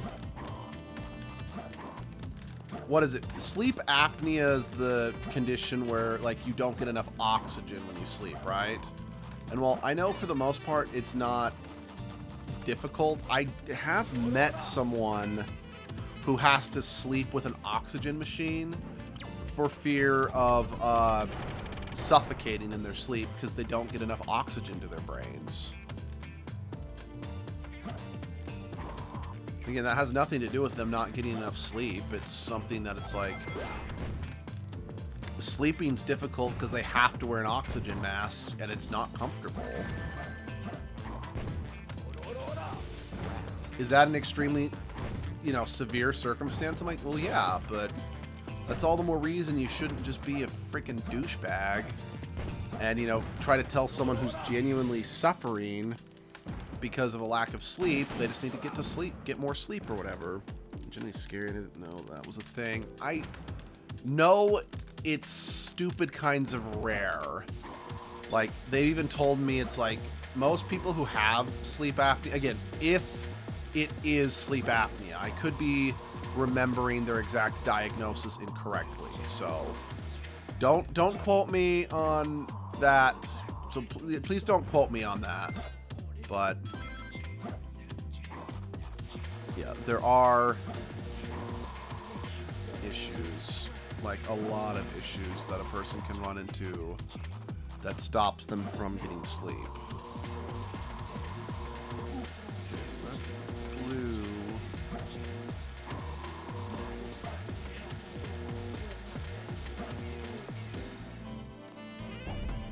I know my biggest pet peeve is when assholes always told me, it's like, you know, a smile doesn't cost anything or whatever. I'm like, yeah, but you don't know me. You don't know why maybe I have a genuine reason for why I don't smile very often. And, you know, quite frankly, even if I don't have a reason, like a tragic reason for not smiling, I'm like, I don't owe you. I feel like, especially here in America, our bullshit, the customer's always right mentality, people think they're just entitled to, well, I don't like seeing sour faces, so you need to be my performing monkey.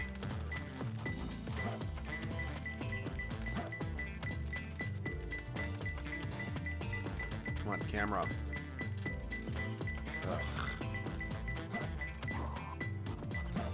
Okay, Mario 64's camera is looking at you and laughing. This is just kind of ridiculous, game. Yeah, you never know that someone's struggling to try to be kind because everyone fights their own battles. I think there's like a quote from Robin Williams. Again, I think it's Robin Williams and not just, I hope, and not just people crediting him about, you'll never know about like the secret struggles everyone fights every day alone. I think that's a reason why I absolutely hate working with construction workers, is because they're kind of the definition of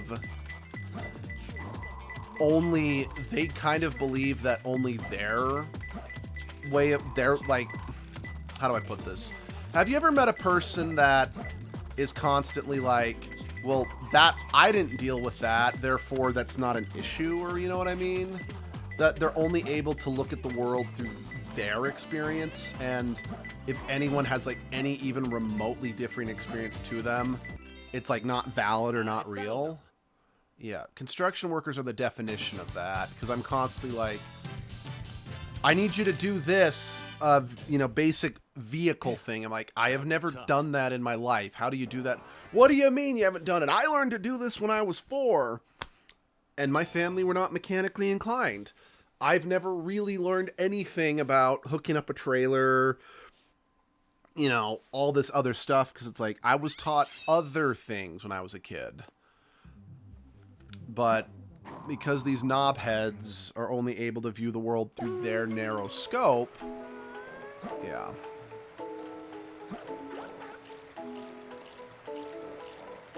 far as they're concerned, if it didn't happen to them, then it doesn't exist.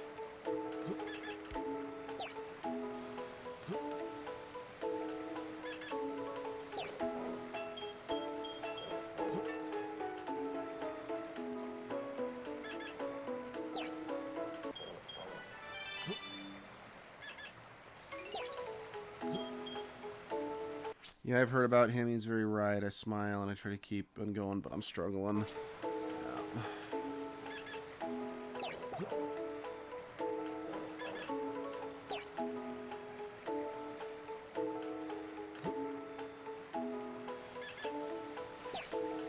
I mean, I know that, you know, the whole, oh, smiling despite adversity is the sign of, you know, true strength or whatever. I mean, you could argue that's like the cornerstone of All Might's persona from My Hero Academia. And I'm like, there's definitely some truth to that. But for the love of God, stop stigmatizing people who just can't bring themselves to do that. No, I agree. Huh? Who's there? What the? And it's like, I know some people, and again, a lot of my coworkers are like, well, what your parents taught you was clearly not great because you can't apply it to... It's like, if what your parents taught you was valid, you'd be doing that for a living. I'm like, my parents, they made sure that I could be a capable person in the home. They wanted to make sure that I didn't just expect Abby to, you know, be in charge of everything, like in charge of the cooking, the cleaning. Well, it's very unlikely we will ever have kids, but they wanted to make sure that I knew how to, you know, be a fucking parent. It's like, I would love to be a stay-at-home dad or whatever, but guess what? In this stupid economy, it's impossible for anyone to be a stay-at-home parent, and, well, I'm not going to get political. The ghost of Braggle with the... It is, yeah, no, definitely. You know, I gotta be honest, this is my personal least favorite boss fight in the game. It's not because I think it's bad or anything. I just think it's boring. Because you gotta just go back and forth until he just decides to not turn around, you know? It doesn't feel like I'm necessarily... The fight doesn't advance because of anything I do. It's just... Yep, now I can hit the switch. And arguably, every boss fight in this game is like, well, Shadow's just not defending now. But I still hate this boss fight. I find it dull, slow. I just do not find this boss fight fun. Huh. I've never actually had him catch me before.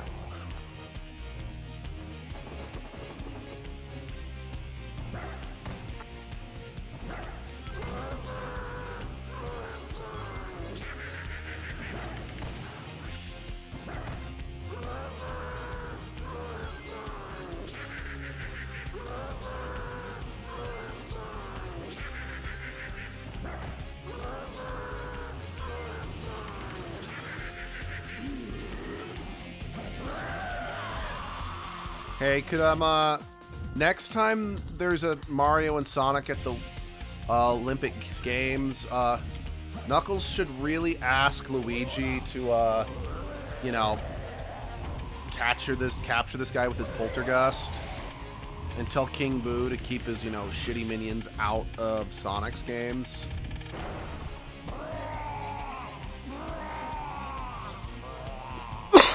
Excuse me.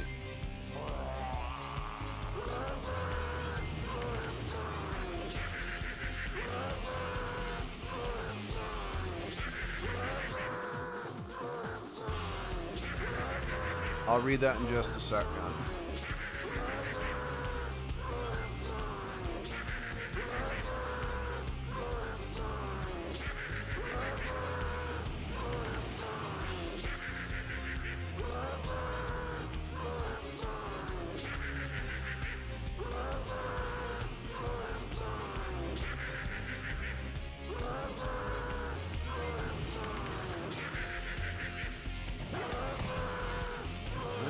Fucking bitch. Just breathe fire already.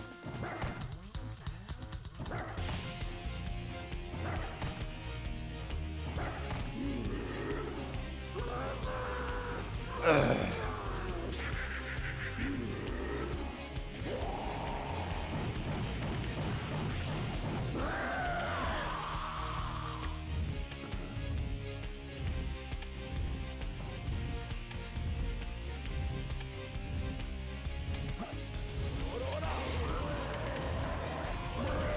Let's see. It feels a little uninspiring. Knuckles is supposed to be the strong one. Thanks for this fist. I feel like unless he realizes he really out of his league, he would just fight straight on. Oh, I agree. Could have made Knuckles hit his fireballs back at him. I agree. Honestly, given that the fight revolves around running away from him, I think this would have been a better Sonic boss fight. We did it! Let's go, Amy! Yeah! You little thieves. Heck. Did you really think Oh, jeez. Come and get some, Eggman. Like, honestly, I feel like this boss fight would have been better suited for Knuckles. Just with some reworking.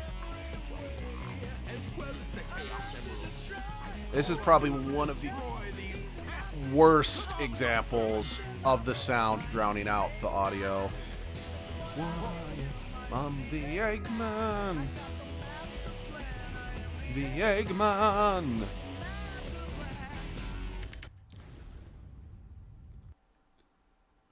You know, it's rather ironic that Sonic 3 knew how to work in the lyrical songs so well into the movie soundtrack that it doesn't overshadow the dialogue, when it took so much inspiration from a game that absolutely did not know how to do that.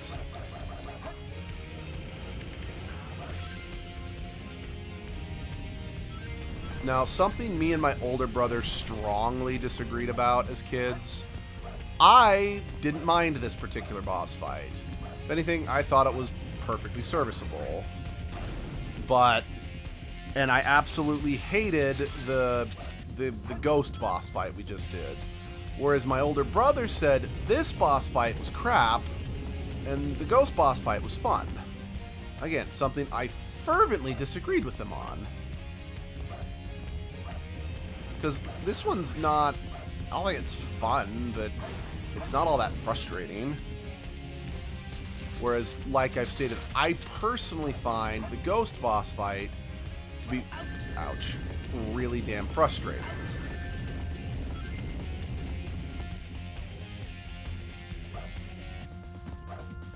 I mean, don't get me wrong, this boss fight is the definition of uninspired, but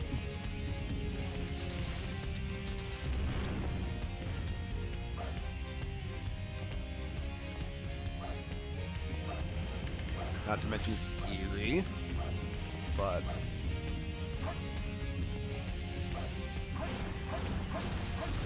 ooh, saved myself.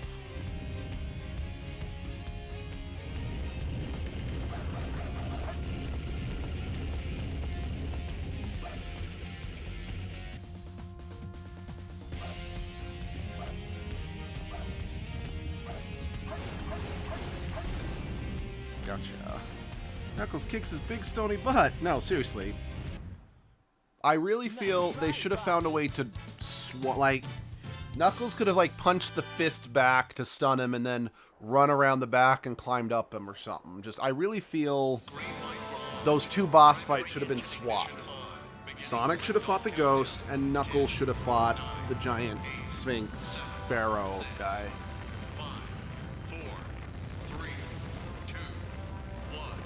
And then every bone in Sonic's body was turned to powder because he didn't have time to properly get strapped down or put on a G-suit.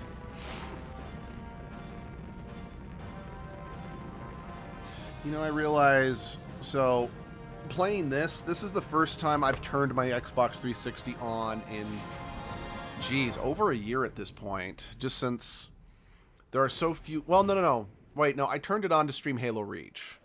But so this is before the space that, colony where Eggman is oh hiding. jeez, there's no subtitles for this. What the? Is everyone all right? We should be landing soon. The hatch doors are open. Don't sweat it, Knuckles. The only thing in the cargo bay are those What do you master mean, don't emeralds. sweat it? Right? Land the Knock shuttle it and off, let me Knuckles. out. We're gonna Rip the crash hedgehog that turned to mush for real. Oh, no! Don't touch that lever! I'm just pointing that, like, Sonic was a prick right there in that scene for telling Knuckles, don't worry, the only thing that's back in the cargo hold is, like, the single most important thing to you and your history that you have spent the entire game trying to, you know, recover. Yeah, go suck a cucumber, Sonic. Looks like he bailed. This place looks deserted, dusty too. This place was shut down about 50 years ago because of a terrible accident. The first Bernoulli spherical space colony, called ARC. When it was operational, it was the most advanced research center of its kind. But looking at it now... Now it's an abandoned Ark, wouldn't you say? There's not much time left before Eggman fires that weapon again. We've got to hurry. Let's find the cannon and destroy it. Yeah! Someone designed that weapon to be impenetrable from outside attacks. Its defense shields are super strong, so we have to find a way to destroy it from Isn't inside. that a Chaos Emerald? It looks like it, doesn't it? But in fact, it's a fake one I created after researching the real emerald. It has the same wavelength and properties, but it's less powerful than the real one. It's designed to reverse the energy field inside the Chaos Emeralds and blow up. Oh, which part's oh? It looks so real, even a machine can't tell the difference. I'll find the power supply and destroy it. Sonic, you find the control room, okay? So the plan is, we'll switch the Chaos Emeralds when the machine is stopped, right?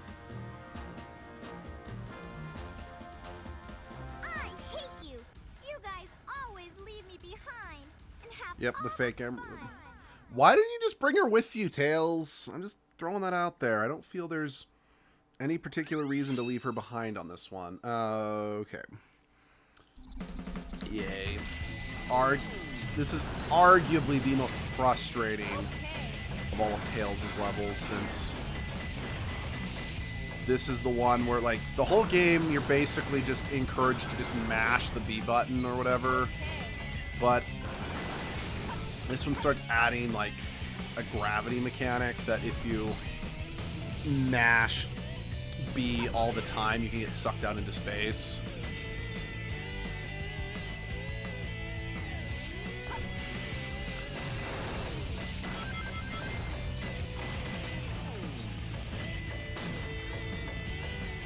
Like so. Hey, Omo Chow. Ow.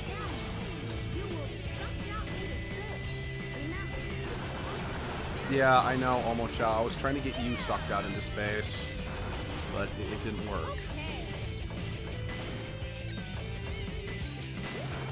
Is that the only thing over here? Oh no, there's that. I could have. I'm like, wait, no, I swear there was more here.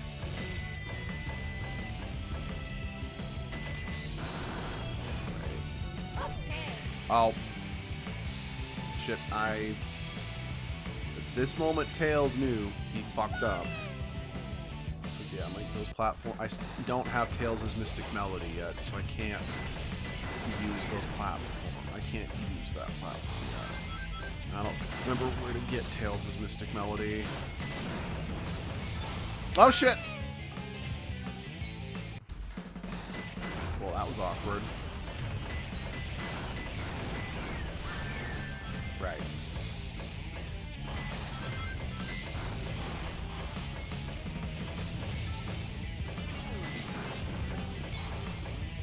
Got it.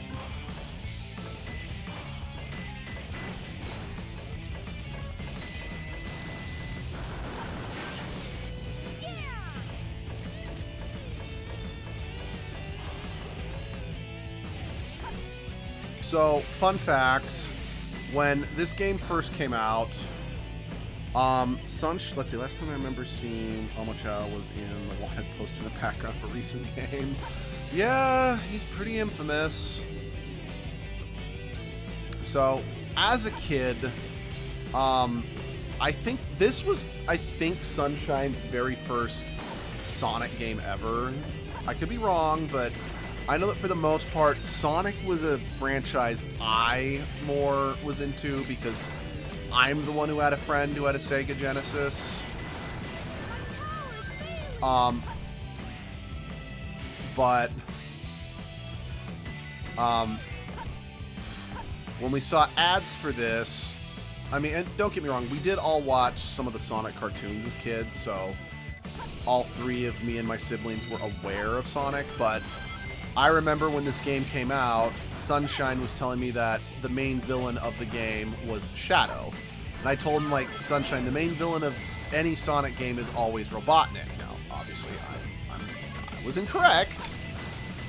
But then Sunshine kept insisting that, I'm like, if Eggman's the main villain, then Tails had to be the main character of this game since he was the opposite of Eggman.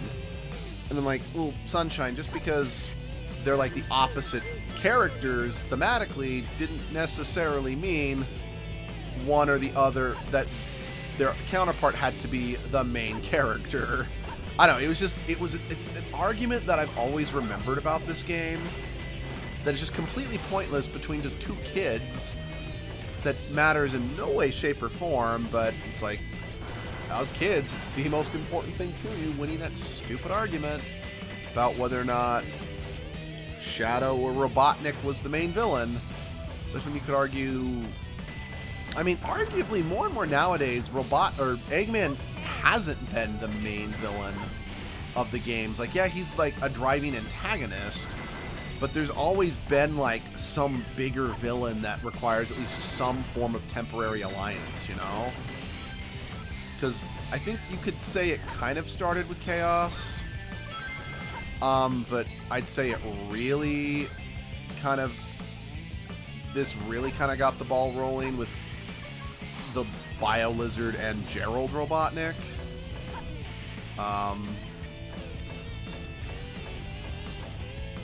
Then 06 had Solaris. No, he was still in Big Bad and Forces. Heroes was Metal Sonic. Sorry, I will read that in just a second. See, I didn't play Lost Worlds, so I can't comment on that one. Let's see. For me, discussion over who was the Green Ninja in Ninjago, because it was a mystery for a while. Oh, that sounds like the discussion that me and my friends and family had about who the White Ranger was in Power Rangers, or who was the Gold Ranger in Power Rangers Zeo. Again, it's inconsequential, but as a kid, it's the most important thing.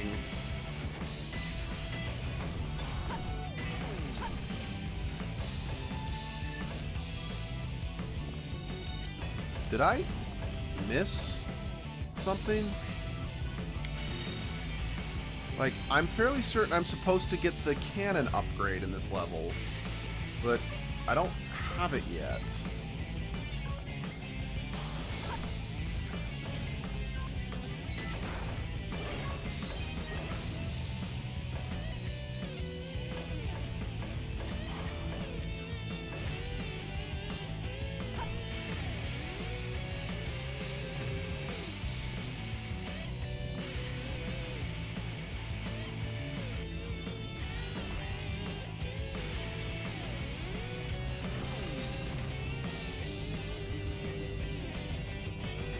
There it is.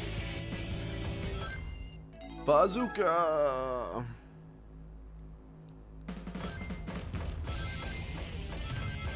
Or, hell, another just stupid argument that didn't matter, but was everything to you as a kid was, I remember me and my older sibling, we would always argue over song lyrics. I don't have, like, specific examples. I just remember we would argue over song lyrics. Like, maybe I should rephrase that. It's not that I don't have any examples, because I know we argued over the lyrics in the Pokemon theme, but I don't remember specifically what lyrics we were arguing over or why.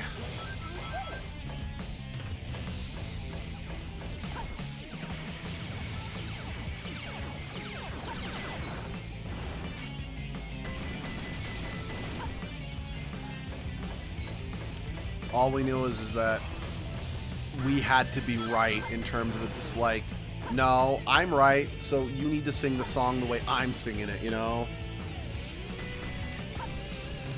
Let's see. Yeah, I mean, he was supposed to be the strongest ninja, and the prophesied one viewers and characters thought it would be the one it may needs, but ended up being the Dark Lord's son. I mean, again, it's like Super Sentai logic. Whenever they introduce a new, more powerful version, it can't be a pre-established character. It's gotta be someone new. Oh no. Oh yeah. There are a few areas in the game where gravity just isn't a factor. It's just really funny here since Tails is in this big motherfucking mecha.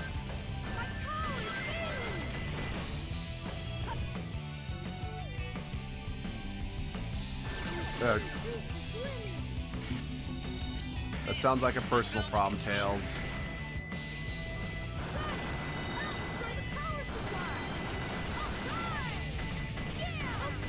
You know, I really, just thinking about we indeed, you know, also just thinking about it, I'm like, I really want to make sure I can get that, a new GameCube adapter. Because A, I really do want to keep streaming Phantasy Star, because I love that game. It's not an amazing game, but I love it. But I really wanted to stream Bomberman Generations and Jetters. I wanted to stream, well, just, I have a lot of, because like the GameCube was really, it was the first home console my parents let us own. Like, it's kind of funny because I really, like, some of my friends who are like 10 years younger than me also grew up with the GameCube being their first console, but it was their first console when they were stupid young. Whereas I got like 10 to 13 years on some of these friends. But again, the GameCube was ultimately the console that I cherished the most because, yeah, I played the N64, I played the Super Nintendo at like friends' houses, but I never owned one.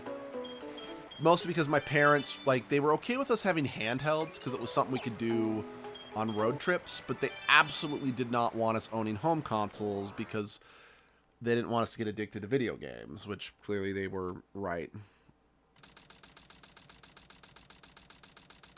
So,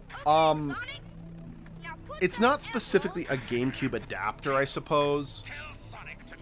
What it is that it is an AV to HDMI adapter that I need.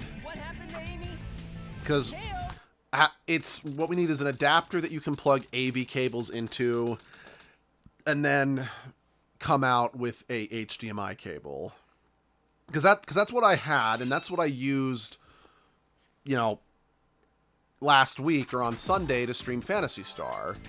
And again, I was like the first time I properly used it outside of just one test run, but now it's just not working for some reason. But yeah, I'll need to get a new one. Or, I mean, I don't know how I'd get it fixed, but yeah, if I want to stream more GameCube games, I mean, I need to get a new PlayStation 2 if I ever want to stream PlayStation 2 games, unless they're digitally on somewhere. PlayStation 2 games are infamously hard to emulate. Same thing with... And even then, I have mixed feelings about the use of emulators for the creation of YouTube content anyway.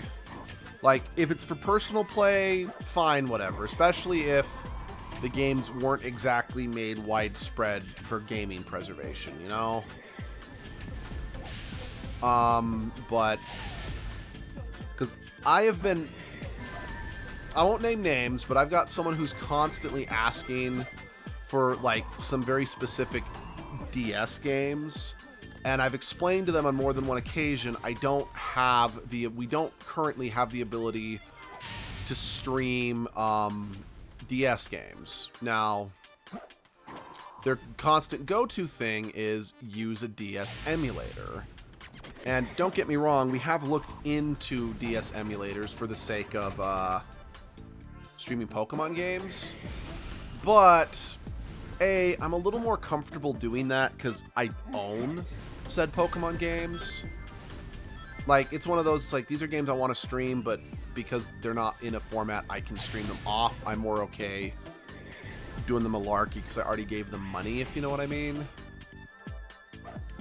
But making content off something I am actually stealing, it just doesn't sit right with me and Abby. Now, that being... Well, okay, let me rephrase that. I say that me and Abby don't have a way to stream DS games. That's actually kind of not the case anymore. My older brother actually bought us, like, these... They're, like, custom-made, like, handheld consoles that are just basically, like... Let's see, I played Sonic 3 and Knuckles on an emulator because Sonic 3 and Knuckles is unlisted in Steam, and now Sonic Origins exists but doesn't have the original sound. Yeah, no, so... Again, that's another thing. If it's actually impossible to legally play a game without it costing a fortune, you know, then I say, you know what, screw it. Emulate that bitch. Because if the original creators are not willing to make it available, well, that's their fault for not capitalizing on that market, if you know what I mean. It's like a game that Abby and I have talked about emulating is Skies of Arcadia.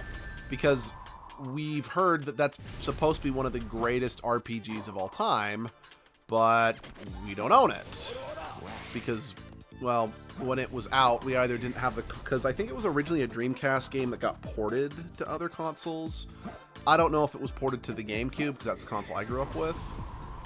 But being a poor kid, no one recommended that game to me, so I never purchased it, you know? And so, since I didn't buy it as a kid, I naturally don't have it now. And it's hard to come by. I mean, that's like my copy of Tales of Symphonia. Like, I've bought Tales of Symphonia so many times. Like, every time it gets a physical release, I will buy it again because it is my favorite video game of all time, and it literally changed my life.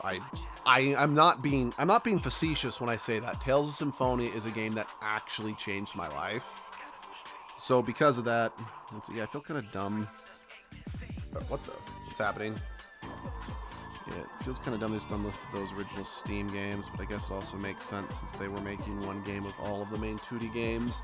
Yeah, I mean, like, I know that this caught a lot of flack from some people, but there was like a fan-made remake of a Metroid game that Nintendo actually delisted, that a lot of people were upset about because it was such a good fan remake. But to my understanding, they did that because at the time, they were actually working on their own remaster. And again, while it sucks that they just erased someone's hard work rather than being like, okay, we got to delist it, but good job. Why don't you come work for us or something like that? I kind of understand where Nintendo's coming from.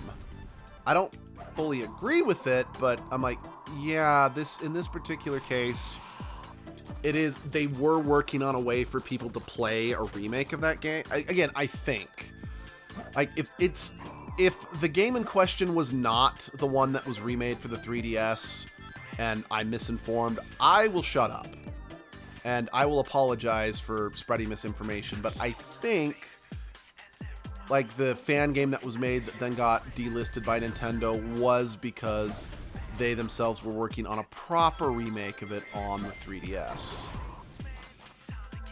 So I'm like, I still don't really like it, and I still think it sucks, but I can understand why they felt the need to delist it, you know?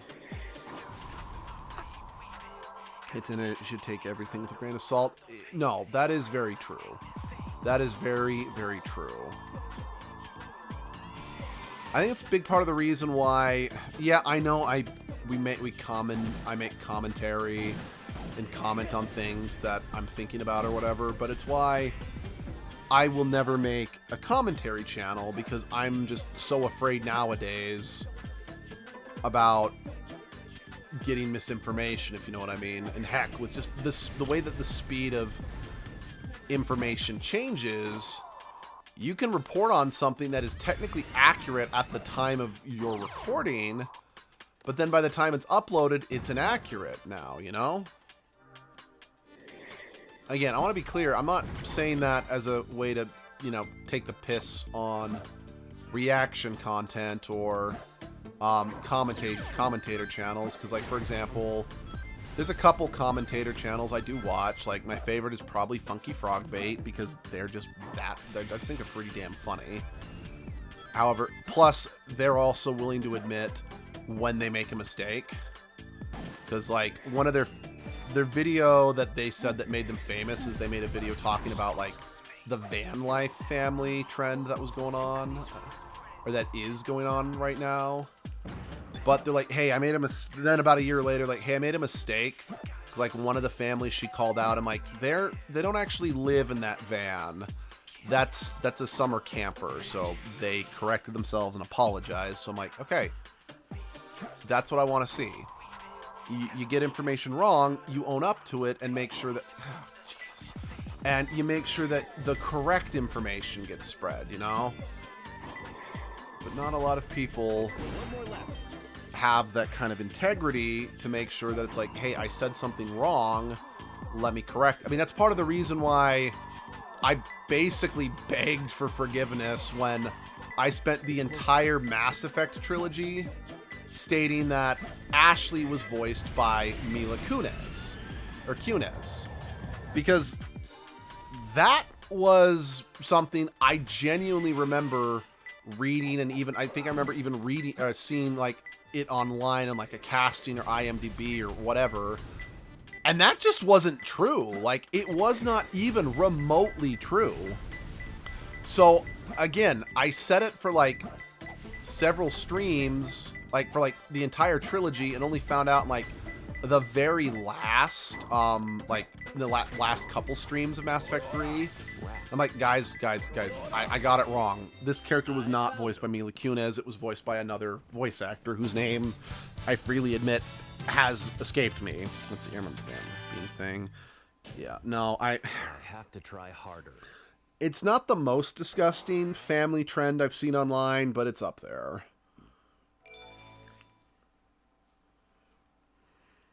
You know, it is amazing, just despite how many hours I sunk into this game, just how short the stories actually kind of are. I don't know why I felt the need to grab. The key, I don't really have anything worth adding. Yo, shady fool, you got something for me, fool? You got a white egg? Not really. I don't feel particularly inclined. How many vlog channels make you? I hate family vlog channels. I actually think they're borderline evil because you're basically forcing your kids to, you know, have their faces plastered all over the internet, and you're basically waiving their right to privacy from like such a young age, you know? Like, I don't feel I'm being over dramatic when I say I genuinely think family blog channels are evil. Are there more evil types of channels out there? Yes. I am not so foolish to say that it's like they're the pinnacle of Satanism and every single one of them is going to kneel before El Diablo in the eternal pits of eternal terror and deserve to be cast into the fire, Isildur, but yeah.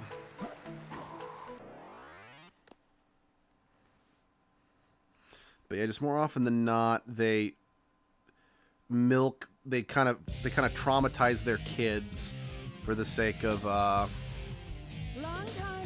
internet clout.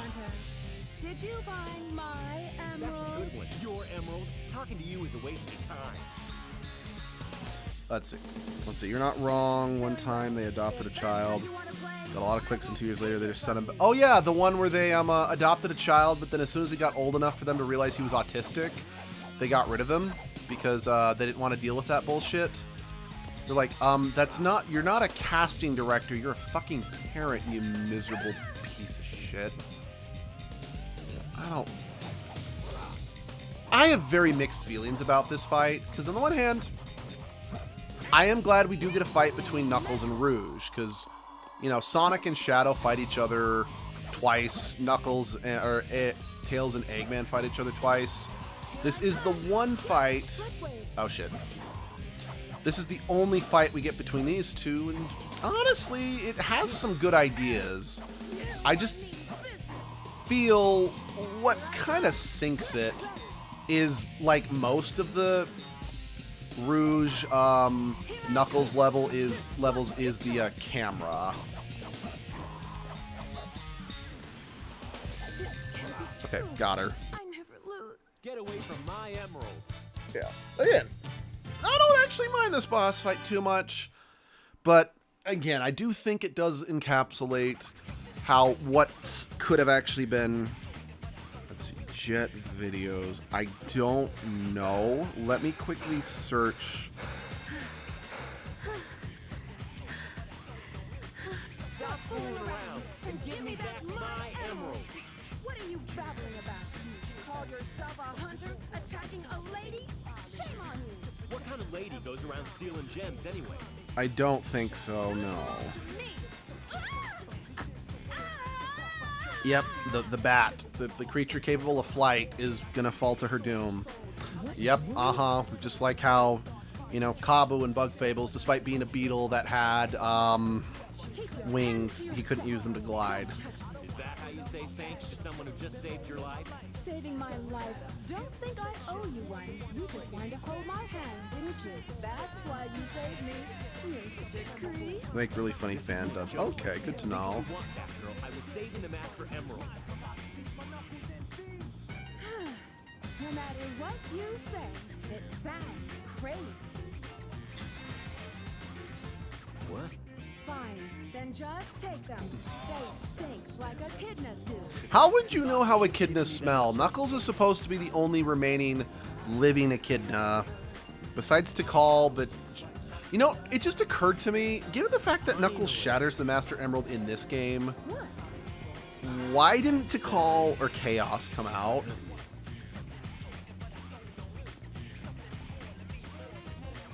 We should get going. Again, I do find it kind of funny. Like, I think it's very clear they were meant to be hinting at, you know, enemies turn to, you know, reluctant romance in this scene between Knuckles and Rouge. But I kind of feel going forward, Rouge has the hots for Shadow. Now, don't get me wrong. There's nothing wrong with you having strong chemistry or even an attraction to someone, only for you in the long run to feel that you want to be with someone else. I find it funny. Just that the game developers put all that time and effort into it, then don't follow through on it. Or heck, just not a game development, but just something similar. It's like how in the first Transformers movie, they make it very clear that, you know, RC and Hot Rod are flirting with each other the entire movie. But then when the third season came around, she's in a relationship with Springer. If it's okay, I can put a link to the videos with Sonic. Yes, please. Very much. You can share that. You can put that in the Discord, because I would not mind watching that. Yeah, go right ahead. That sounds funny. Perfect. I just got the notification it was shared. I will look at that probably after the stream. And when I say probably after the stream, I mean obviously I'll have to wait till the stream is over, but I probably will watch it after the stream is done. Oh dear, I did not mean to press A twice.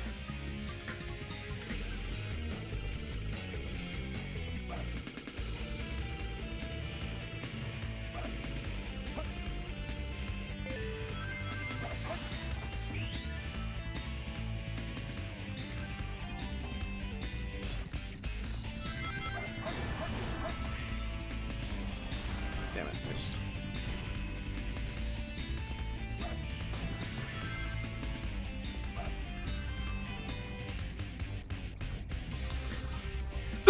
Thank you. I just really wanted those 10 rings. Now, I don't want to say, I do actually really like this level because the gravity swapping mechanic is fun. It's just the very final stretch of this level, I don't care for all that much. And you'll see what I mean when we get there. Get on the rail. Thank you.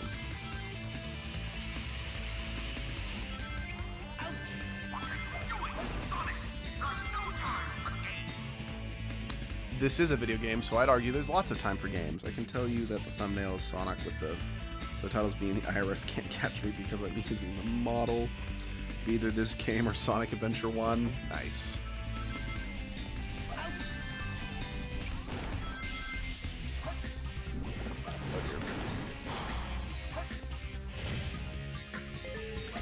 Whee!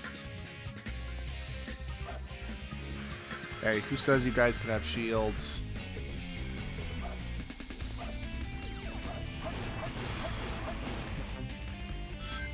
You know, I don't need to share this story. It's not really relevant, and it's kind of offensive because... Sorry, but I just remembered... For context, I just remembered something that my friends used to call Omo-chow as an insult, which has aged super, super, super poorly. Because, I mean, back in the 90s, or not 90s, early 2000s, when we were dumb kids, like... We didn't care what we said because, you know, as long as it was funny, isn't that all that mattered or whatever? Let's see. Just be careful around the more recent videos because they've made some footage Sonic. Oh, okay. So, like, be careful so I don't spoil myself. Got it.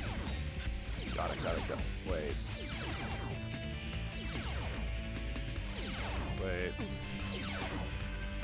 What do I do? Did I miss something? Did I oh, there's the fire rings. They're on the ground. I see it. So I'll be like, okay, I know.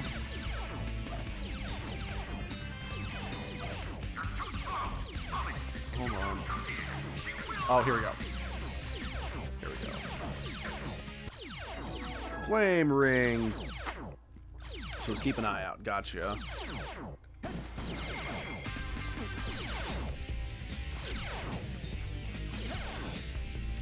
Again, it's so interesting because, again, I've so very rarely actually restarted this game just because, you know, when I've gone back to it and played it a million times, I'm just either playing my already existing files to raise Chow or just replaying the old levels to try to get 100% completion, which, to be fair, I haven't done, oh dear, any of that in a very, very long time, but you kind of forget, you don't start with the ability to break the steel boxes, or the metal crates, or, I mean, steel's a metal, so it works.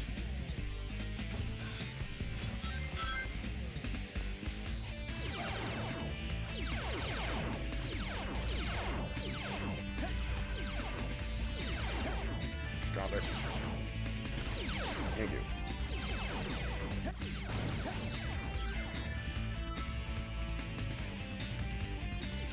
Help.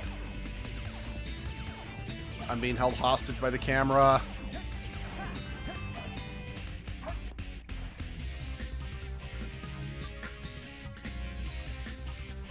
There we go.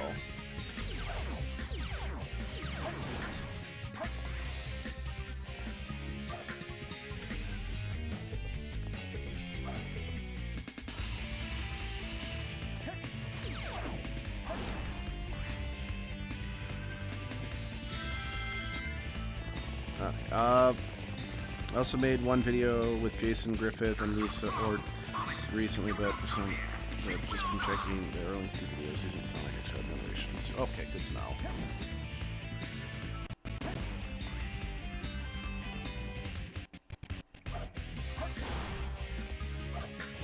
Oh, light dash. Light dash.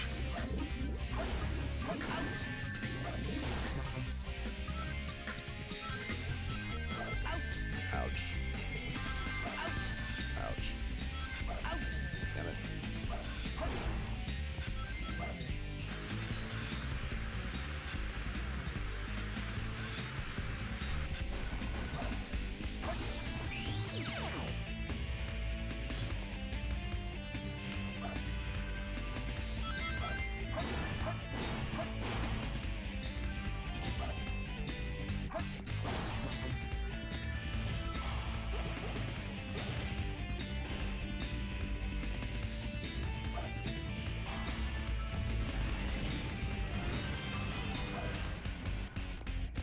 Oh, is that all that did get me? Got me the Chao key.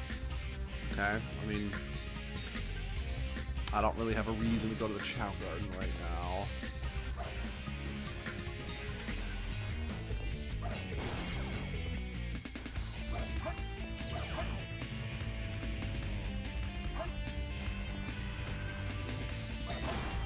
Alright, what? These shielded enemies really make me wish I had the magic hand.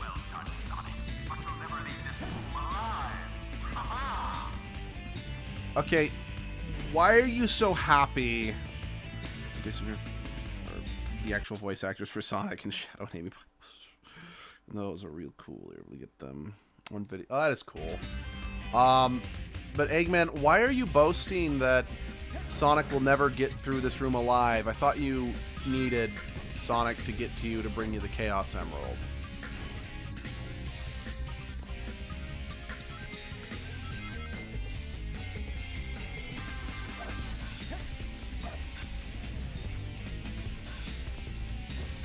But yeah, like I said, I'm not the biggest fan of this room. Like, this is the final room I was talking about. Not because I think it's a bad idea. In fact, dare I say, I think this is actually a really fun idea for a Sonic level, playing with gravity swapping mechanic. The game physics make the game it doesn't make it very fun to actually experience, if you know what I mean. Taunting Sonic, I guess he knows Sonic's like proving Eggman wrong. I suppose that is true. You know, I'm not gonna lie, speaking of just like Sonic and Eggman and their relationship, I definitely think my absolute favorite Eggman-Sonic relationship has to be from the Sonic Boom cartoon, where, yeah, oh, fuck you, game. Where, like, yeah, they don't like each other, but they're bizarrely codependent on each other, you know? Like, what's it called? Like, the specific one that I really like is the episode where it's like, Eggman shows up to fight, and Sonic's like, Eggman, I really don't have time to deal with you today, so he just kicks him and defeats him in one hit, and as Eggman's flying away, he's like, I completely understand! Yeah. Now, I mean, don't get me wrong, I don't necessarily want that to become their relationship in the official games or anything, but again, for a more lighthearted show, that's a great relationship, you know?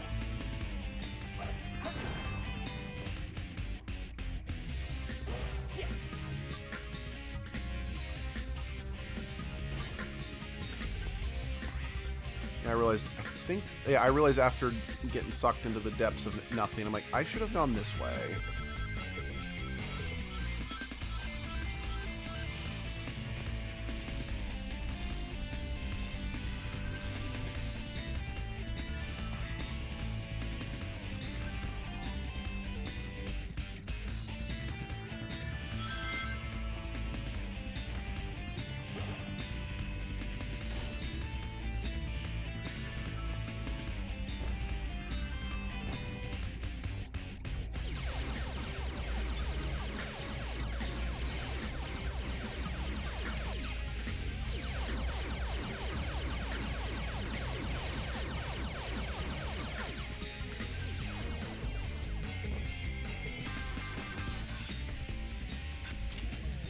Ah, okay.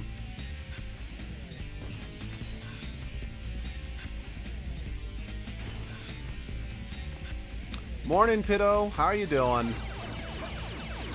And Happy New Year to everyone. And Happy New Year to you as well.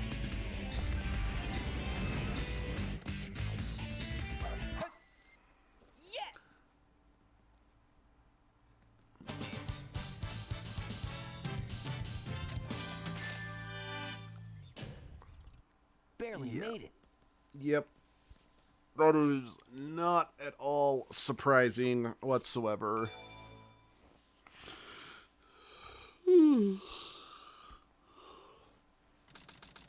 ARC Research Lab Cannon countdown 33 minutes.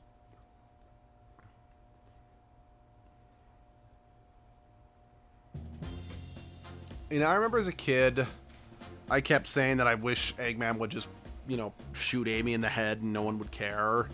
But I'm like, that's not a fair thing to say. I mean, yeah, Amy kind of was really annoying around this period in history, but I'm like, I mean, don't get me wrong, she'd get worse later on, but I'm so glad he didn't do that, since Amy does become a much better character later down the road.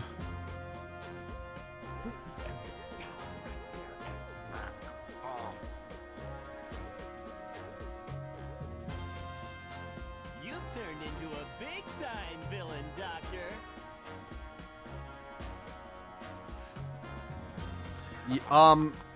Actually, it's technically the GameCube version, but I am playing it on my Xbox 360. I'm playing the Xbox Live version of this game, which is not my preferred way of playing it, because I think the GameCube version is better.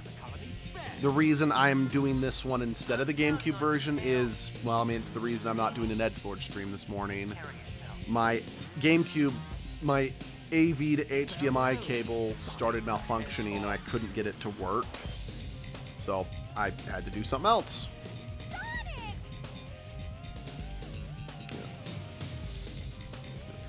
It has the same wavelength and properties, but Yeah. powerful than the real I'm going to try and go out today and see if I can find a replacement adapter so I can keep doing my current edgelord playthrough. But if I can't, well, then the GameCube games are going to be taken off the table once again, sadly. And I'll probably move on to the next edgelord game after Phantasy Star. But yeah, I do... for the first time to do something for him. I won't let him down. I won't give up. Oh, sorry, one second. I got a brain message. I just got a message I need to read real quick. Moving on again.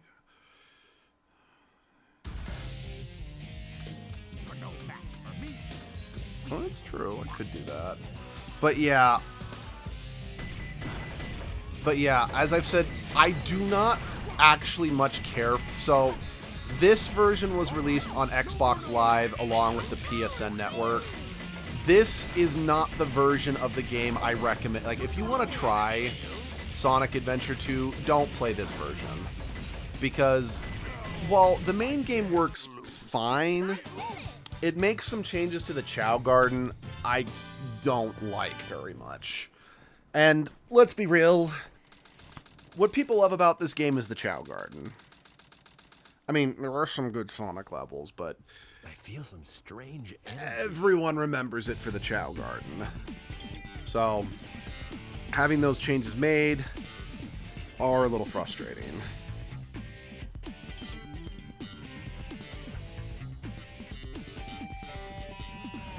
Hey, Sonic. My love! Whoa, I wasn't sure if I could pull that one off. Somehow I managed to use the chaos control. Let's see, people can't stop talking about the Chao Garden. Well, I mean, so, I could be wrong, but given the fact that Pokemon was starting to get popular around the time of the development of the first Sonic Adventure game, I'm pretty sure they included, as well as Tamagotchis were popular a few years prior, I'm pretty sure they included the Chao Garden in Sonic Adventure 1 to try to cash in on the Tamagotchi / Pokemon crowd. And while it wasn't great in the first Sonic Adventure game, they vastly improved it in Sonic Adventure 2. Is Shadow in this? I've never played Sonic, by the way. Yes, so Sonic Adventure 2 is actually the game that Shadow made his debut. Like this...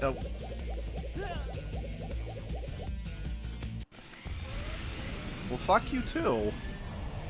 Yes, this is... That's another so that's one. So Shadow and the Chao Garden is the reason why a lot of people consider this to be the best Sonic game ever made. It's not. Just to be very clear, this game is way too broken for it to actually be considered the best Sonic game.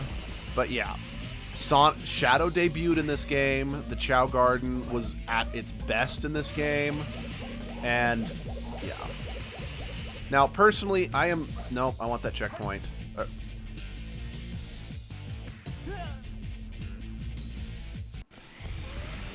I'm going to just fire myself from life. Now, I am not enough of a Sonic connoisseur. Like, I have really only played... Son of a fucking bitch! I have not played enough Sonic games to really be able to comment about which Sonic game I think is the best. Hell, I'm a heretic who actually liked Sonic Forces and Sonic Heroes. No, I want to be clear, I don't necessarily think they're good games. I liked them.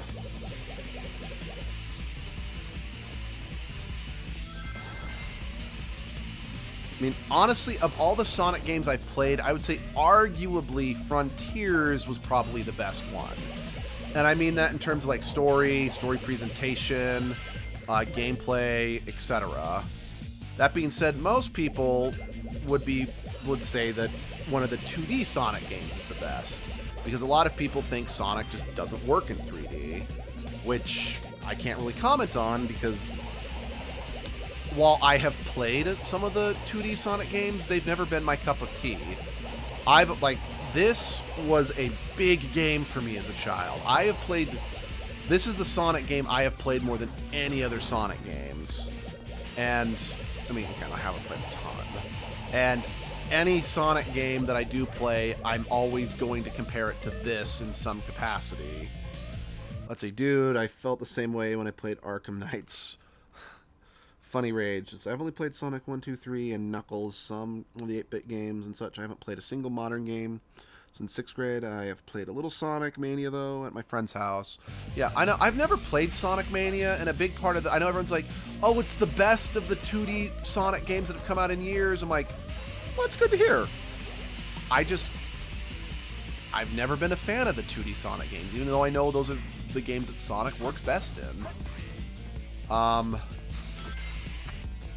Let's see.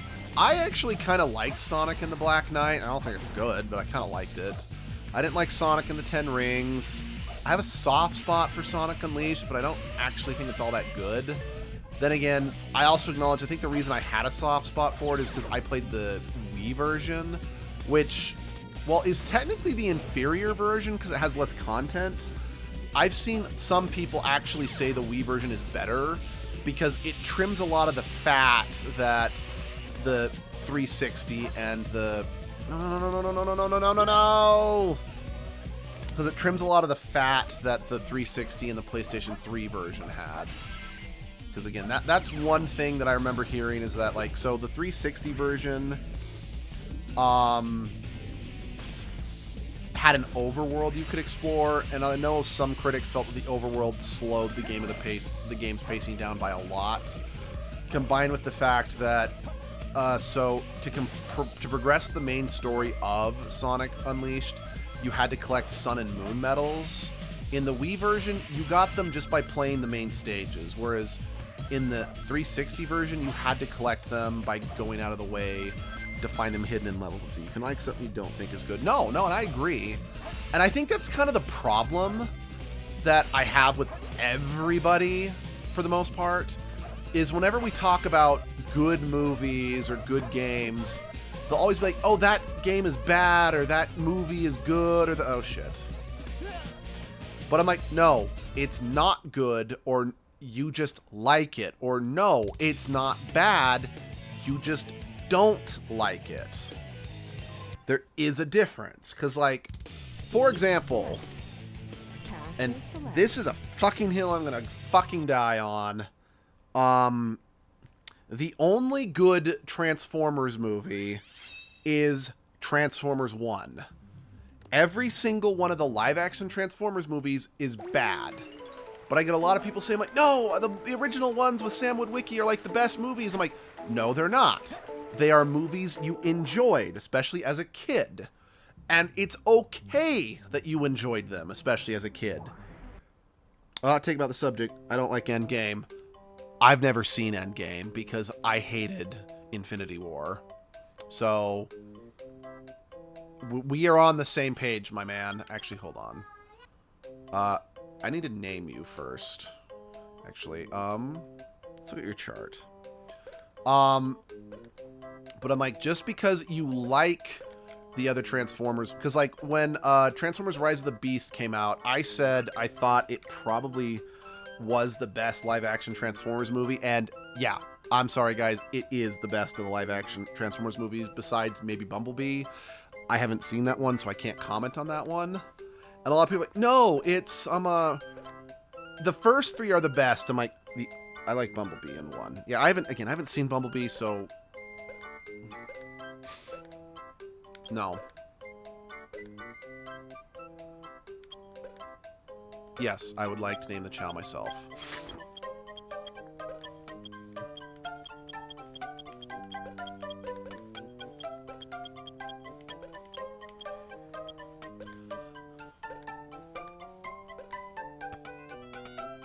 Those singing children voices scare me. Squid Games has truly scarred me. I'm sorry to hear that, Muffin.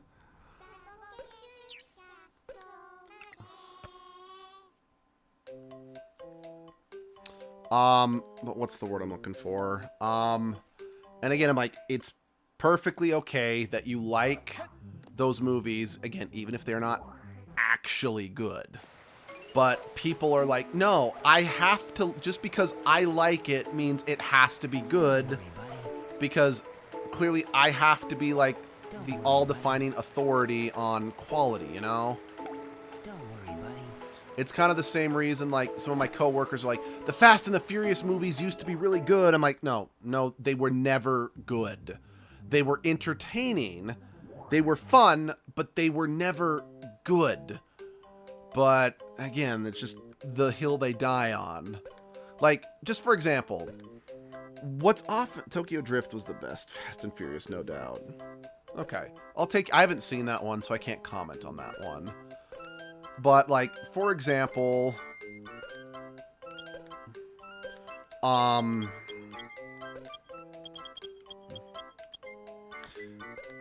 what's it called? Citizen Kane is often listed as the greatest movie ever made. And purely from a filmmaking standpoint, it is. It is the best film ever made. The thing is, I fucking hate that movie. It is boring, and the main character is a fucking douchebag. But I can't acknowledge purely from a storytelling, a visual storytelling, a writing, just all of the individual pieces that make up a film, not just the entertainment factor. It is a marvel, and it deserves to be recognized. It doesn't change the fact that the film is still bad, that I don't think the film is very entertaining. So, again, people don't seem to grasp the concept that there's a difference between liking a movie and a film actually being good. And again, that applies to games, that applies to so on and so forth. Like, again, prime example. My favorite video game of all time is Tales of Symphonia. I actually stand by that it is a really good game for a 2003 video game. That is the key part here. For a 2003 video game, it is really good.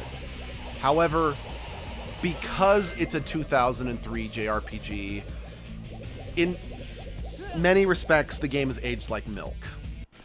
So it's actually not a game I recommend to people, mostly because most modern ports, like the HD remaster for all modern consoles or the remaster on Steam and the PlayStation 3 from 2013, the game's frame rate in both remasters is not good. So it went from being a really good 2003 game that just hasn't aged super well because of how clunky the controls are nowadays to, yeah, I can actually respect someone, someone might, pick up the remasters because it's like, oh, I've heard this is a good game, and end up hating the game because, unfortunately, again, I don't consider the remasters to be good. Now, again, I still enjoyed them because it is still Tales of Symphonia, my favorite game of all time, a game that changed my life for the better, but I'm not going to stand on my high horse and say just because I love Tales of Symphonia, these remasters are good. Now, again, there are some, like, I know a lot of people consider Pokemon Scarlet and Violet bad games. I'm going to argue against that one. I mean, don't get me wrong, on a technical level, the games are kind of an embarrassment. So, from that aspect, yes, they're not good games. But I would strongly argue that one of the main points, let's see, Happy New Year, I got family coming over a bit. See you. Hey, thanks for coming by, Pitto. Hope to see you later. Have fun with your family. What's the word I'm looking for? But I would say arguably the point and purpose that Scarlet and Violet was going for was a character-driven story, and quite frankly, I think it knocked it out of the ballpark. So I'm like, no, I consider Scarlet and Violet to be good Pokemon games, good games, because they succeeded at what they were trying to do. Well, then again, I think you also need to bear in mind a good factor also depends on the game's intent. It's like, for example, there was a game that Sunshine got for the Wii when the Wii launched. So, like, we were actually fortunate enough that we got the Wii the day it came out. And as a result, so there's a long story behind that. To say the very least, the Wii was supposed to be our Christmas present, and instead we got it early. So my mom was like, okay, instead of giving you the Wii for Christmas, each one of you get to just pick a Wii game to get at Christmas instead. Now, obviously, it came with Wii Sports, and we got Twilight Princess with it at launch.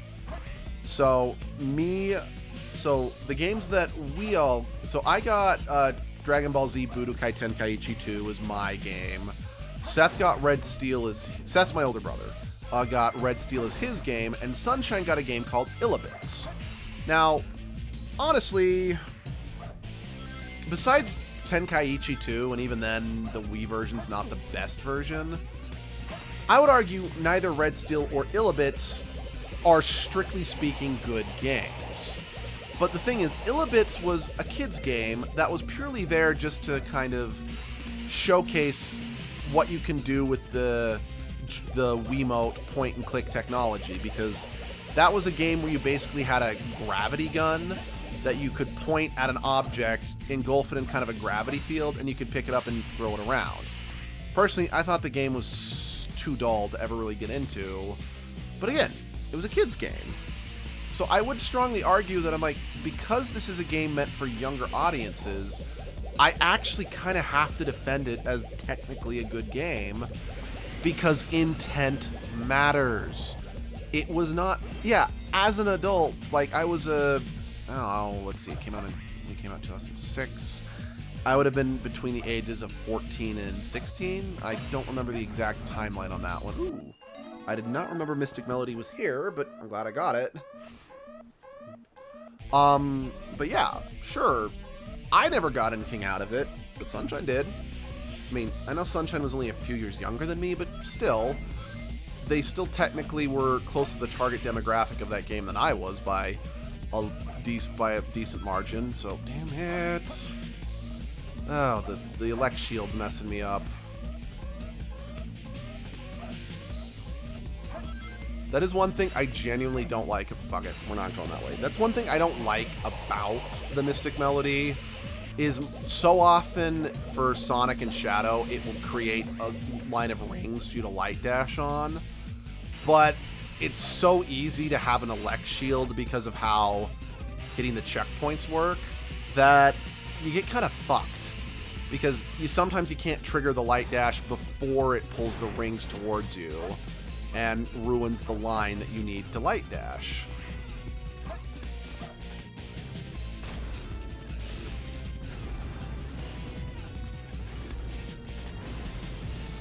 Hey, it's a callback to the start of the game when we were getting chased by, a truck, except now it's garbage. It rhymes, it's symmetrical, it's...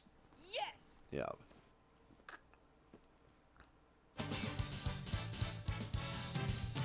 Cha-ching! Huh, no problem. Yeah, no, I'll take it. Yeah.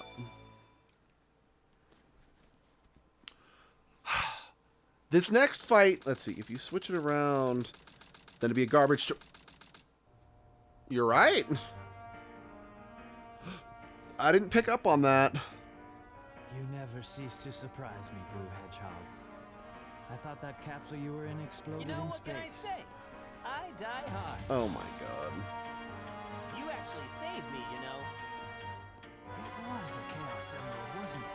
But there's no way you could have activated the Chaos Control using an emerald that's fake. So, there's more to you than just looking like me. What are you, anyway? What you see is what you get. Just a guy that loves adventure. I'm Sonic the Hedgehog. You have a catchphrase. But you know, I can't let you live. Your adventuring days are coming to an end. You know, I've always tried to figure out. Let's see. No, I've seen the fandub of this, and it's hard to not think about the fandom. Yeah, it's the same reason why Abby can't listen to Bloody Tears from Castlevania, thanks to Brentalfloss. Because, despite the fact that, you know, Bloody Tears is one of the greatest and most epic songs ever written, all she can think of is, again, the Brentalfloss version, where it's like, Dracula, I will attack you, bruh, you'll be spectacular. When I set you on fire, whipping hearts, impaling zombie farts, impaling body parts. I'll race all over the place, and when I find your face, I'm gonna spick a smack, I got your nose, and I found your toes, and you're a foes, and you're tiny. Anyway, I'm not gonna say that, and I'm gonna stop just because I don't want to steal Brentalfloss's thunder for one. I mean, I know he doesn't do a ton of... Like, for those who don't know, Brentalfloss was a YouTuber who would take video game music that didn't have lyrics and give them lyrics for comedic effect. I have very mixed feelings about this fight. I think it's a really good fight, and it's the perfect way for Sonic and Shadow to fight. But getting Shadow vulnerable is kind of a pain in the ass. So, I had a really annoying friend in grade school through junior high who was obsessed with Shadow, and he kept so he'd always be like, "Oh, Shadow's often because he's just like his attack disappear is so cool." I'm like, dude, the attack isn't called disappear; it's called Chaos Spear. He just says disappear. Can't stop hearing Shadow say, "You're about." No, don't make Shadow an alpha. Don't you know that being an alpha is never a good thing? Because if you're an alpha, the game's not complete. There's barely any assets implemented. I did it. Awesome job, Tails. Why did you drop the emerald on the ground?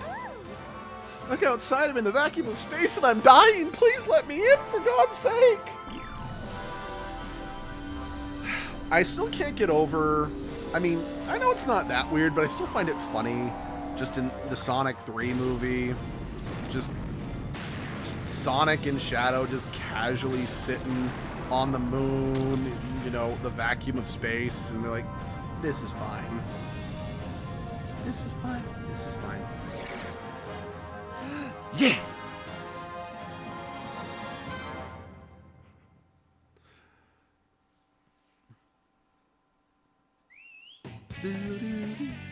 Okay, can I skip the credits? Okay, okay, I'm a little concerned since the credits play like this whole song verbatim. Let's see. I mean, they are aliens. Even that's true. One girl's calls him alien, and Sonic's like, "Well, hey, that's rude." Actually, wait, you're right. We are. I mean, yeah, you're right. I mean, especially since it would be revealed. I'm gonna actually turn the game's volume down. Sorry, I know it kind of sucks, but since the credits play the whole song, and I don't feel I can, you know, rant enough to cover the music, I'm genuinely concerned about this video getting copyright struck, you know? Let's see, is that low enough?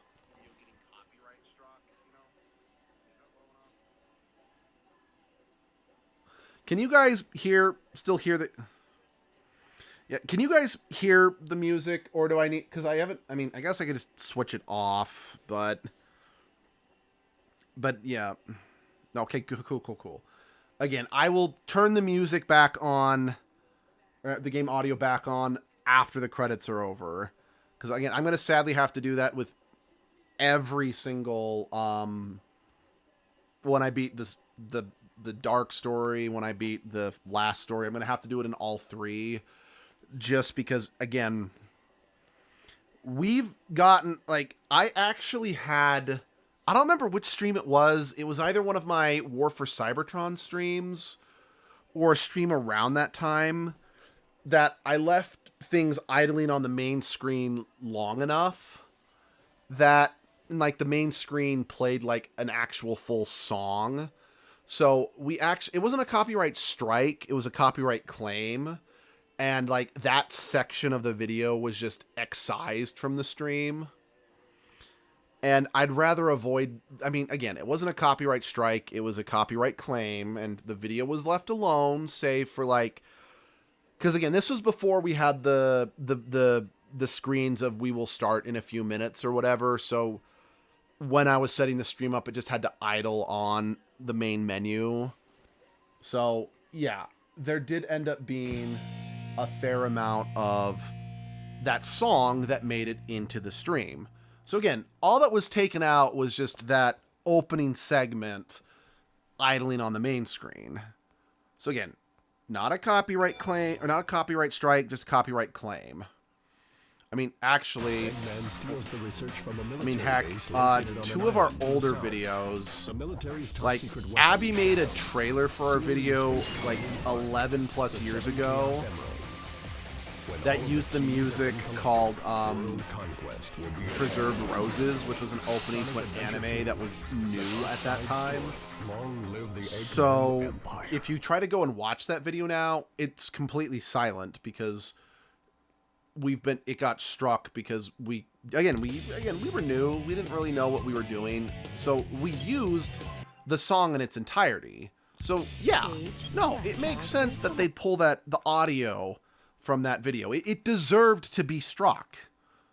Then one of our Beyond Good and Video Let's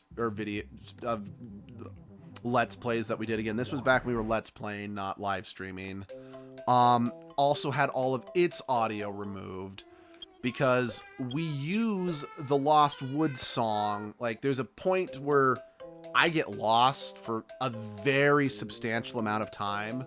So Abby sped up the footage to like ×5 and then put the Lost Woods theme under it. And I think like it plays the entire Lost Woods music like several times over. So again, naturally, the audio got struck from that video. And once again, it should have been struck from that video. But yeah, I would rather avoid, because again, it could be they just get that section removed from the live stream, but it could be they just take all the sound out, and I'd rather avoid the latter if I can help it.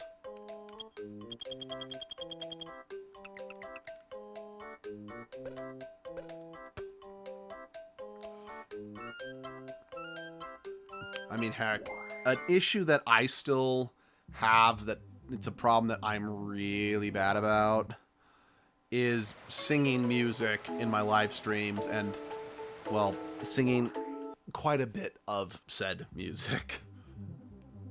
Because again, I love music, and I love associating songs with situations or characters or whatever, but I have a tendency to over sing. Okay, we're not going to be able to do very much of this today, Intruder since alert. we spent Intruder about an alert. hour Security on breach Born at of gate Bread 3. and Intruder has been yeah, well, this located isn't in the long. north Like, I am quadrant and is 100% moving in the positive direction of the underground we base. will All beat units prepare to this engage. game in the next. Emergency We will battle complete. Well, we're formations. not going to complete the game, but Standard we will battle beat the game in the procedures next initiated. stream. Locate and I stop the just intruder do from entering want the to security area. This is not at a least get drill. it started. Repeat, this is not a drill. I probably only have time for 1, maybe 2 levels.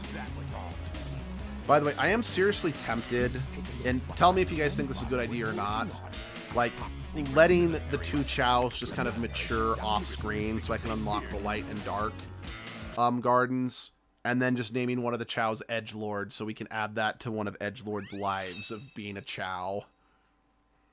Intruder alert. Assume level 1 transformation. Hold B button down to log on. Hold the B button down to lock brain damage.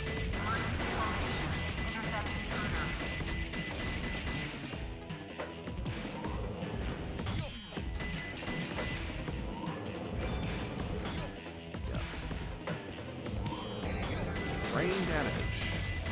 All children have brain damage. Yeah, I probably shouldn't quote that since that comedian is evil. Level 2 security door breach. You know, it's always hard when there's something like really big and important from your childhood, and it turns out that, you know, the thing is now associated with something super controversial and super bad. Like, for those who don't know, I was quoting a Bill Cosby skit that I listened to a lot as a kid. Since my dad was a big fan of Bill Cosby, he'd play Bill Cosby during long road trips.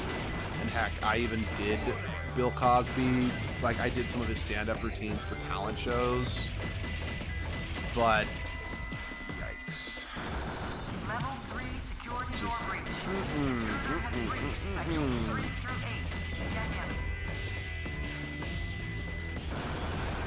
Just knowing what we know now about the bastard, it isn't something I really should be putting any attention on in any meaningful or positive way, if you know what I mean.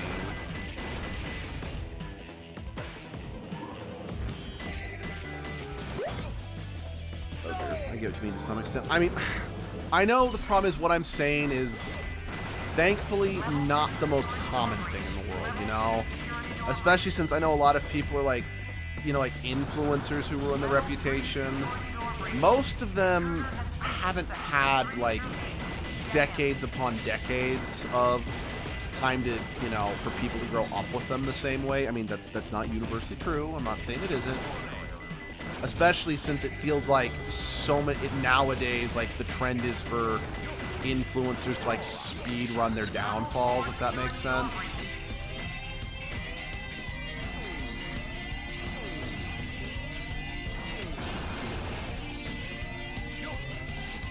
Or then, like, some influencers who are terrible don't do a very good job of hiding the fact that they were always terrible, you know?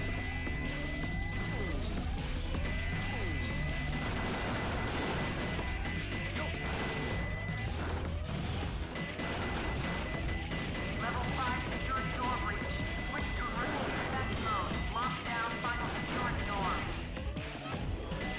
Did you know that there are 50 I mean, have you seen anything about the lunch league Logan Paul kit? Yeah, yes.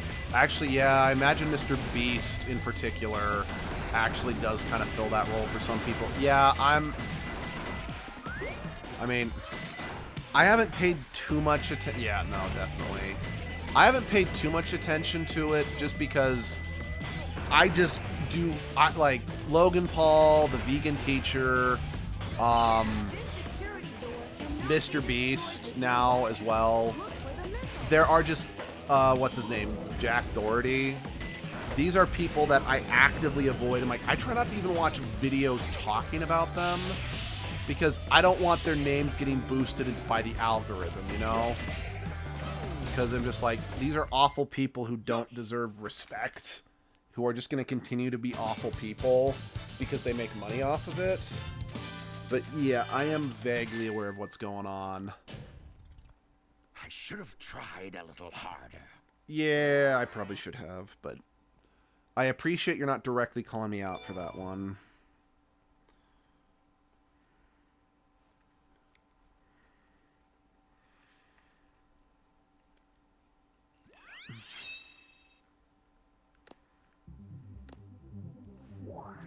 Then again, I also freely admit, like, all of the people I just mentioned, they all kind of indulge in a style of humor that I just don't... Okay, I'm going to apologize right now for this puke pedo, but now that I don't need that to distinguish you, I'm getting it off.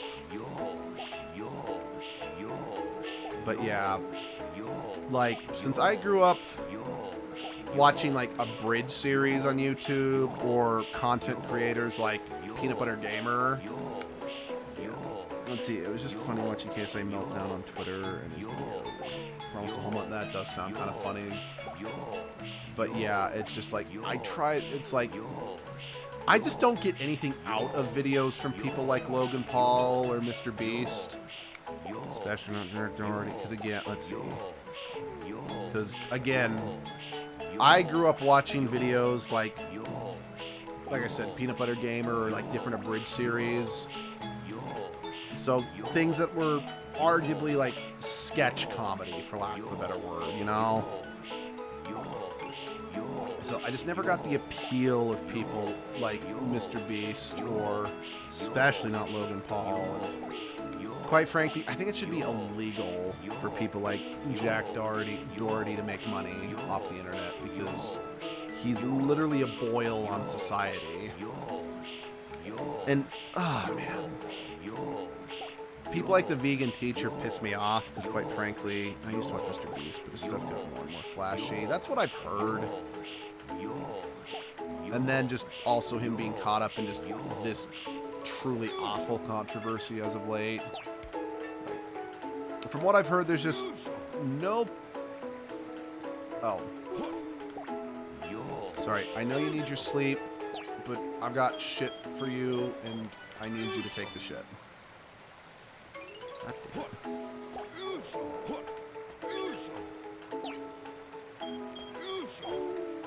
Alright, I guess Muffin can have this tiger. But you get the dragon.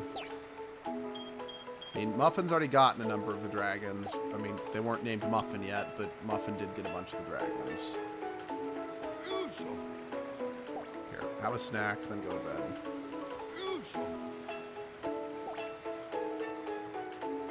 2024, the year of truth and people being exposed. Yep.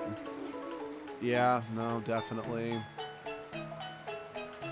I mean, was the completionist busted this year? Because, again, I never really watched the completionist too much, but, again, he was kind of in the ilk of the type of... Oh, Pitto fell asleep sitting. That's cute. But again, like, I was all over Normal Boots back in the day. I mean, it was after Normal Boots relaunched. I didn't watch it originally, but, like, I still watch Pro Jared. I still watch Peanut Butter Gamer, but I used to watch JonTron a lot. I'd watch Did You Know Gaming a lot. I'd occasionally watch The Completionist.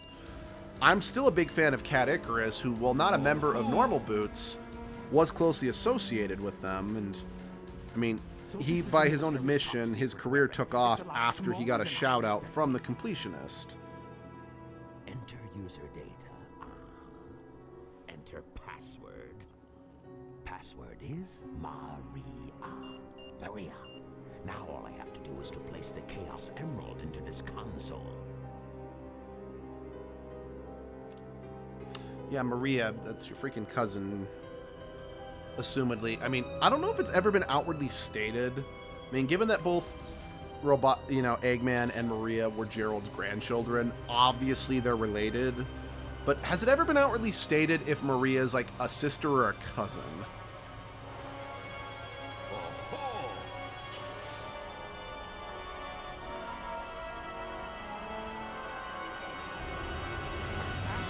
Is that you? Were you trying to spoil my plans again? Wait a minute. You're not Sonic. This is impossible. I do know, like, if Little Karibo or Purple-Eyes WTF ever got exposed as being awful people, I don't know if I could handle that, since those two were, or Team 4-Star, because those guys were instrumental with shaping my preteen and teenage years, as well as very much forming my sense of humor. Because, like, oh man, there are so many of Purple-Eyes WTF's movies live rent-free in my brain even to this day.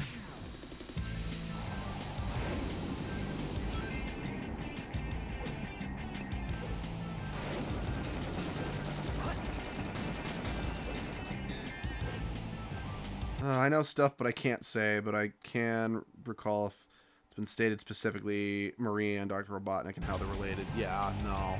Like I said, obviously they are related, since... But yeah, never...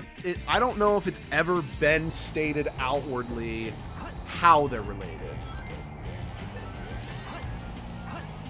Now, a lot of people have said, have speculated, given how, for lack of a better word, disinterested Eggman seems to be in regard whenever Maria's brought up. They're like, it's probably a distant cousin, or at least a cousin he never got along with, or they're siblings from estranged parents, you know? Or, if we're going off, like, what was kind of said in the movie, which, I mean, I know the movie's not canon with the games. It's possible they were siblings, but since Maria, and after their parents died, and Gerald only cared about Maria, Eggman could have been sent off to, like, an orphanage, and he only took Maria in. I'll be waiting for you in the central control room on the Space Colony Ark. But I do think it's very clear, at the very least, Gerald only cared about Maria and didn't care about Eggman. Desert area. Okay, we've seen this. We've seen that cutscene, and it does. There are some cutscenes that do change depending on if it's the light or dark story, but that cutscene doesn't change. So, and because of the bad sound mixing, I'm not going to subject you guys to that again.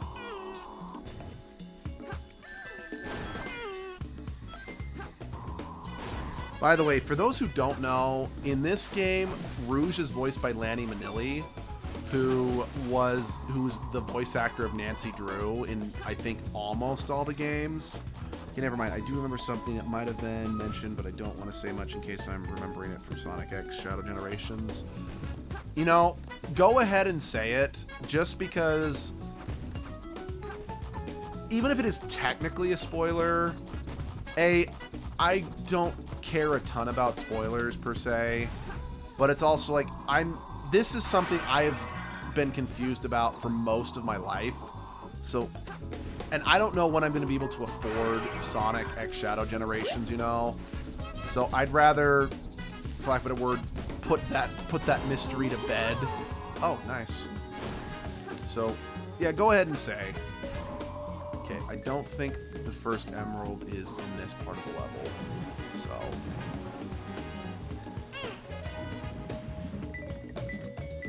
also that the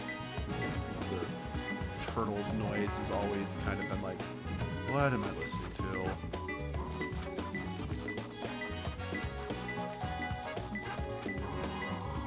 I also wonder if Rouge will ever... Alright, it's not even a big deal. Okay, so I'll let you know. Okay, cool. I've always wondered, is Rouge ever going to appear in any of the Sonic movies? And if so, what role how do you think she's going to be incorporated into them, you know? Because since she wasn't in Sonic 3, which is the one that's arguably an adaptation of Sonic Adventure 2, how would they bring her in?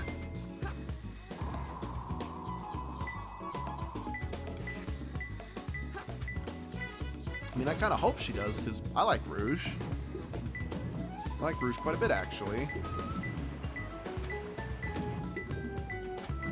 I'd say she probably was one of the first furry characters I ever was kind of attracted to. I mean, not super, because again, I have nothing against furries. I really want to stress that. It's just...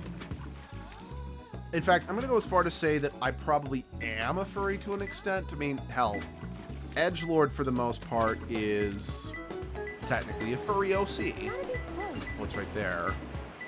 But I will say, in terms of like finding furries attractive, I've never been like attracted to furry characters, you know? Like, I've always found, like, say, I never found Crystal Fox very attractive. In fact, I always found her overly sexy outfit more distracting than sexy. I'm just using Crystal as an example because she's one of the more overtly sexualized furry characters in gaming. Well, maybe not overtly sexualized, but her outfit is very revealing. Let's just say that.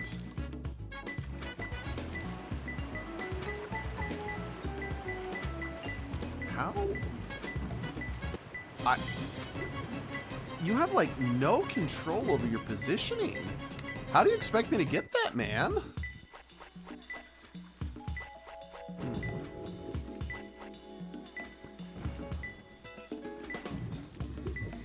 And again, I want to be clear, I am not knocking people who do find furries to be as sexually attractive. So Gerald had 2 sons, one being more interested in robotics and the other being more interested in archaeology. The robotics one's probably being Eggman's father. Okay.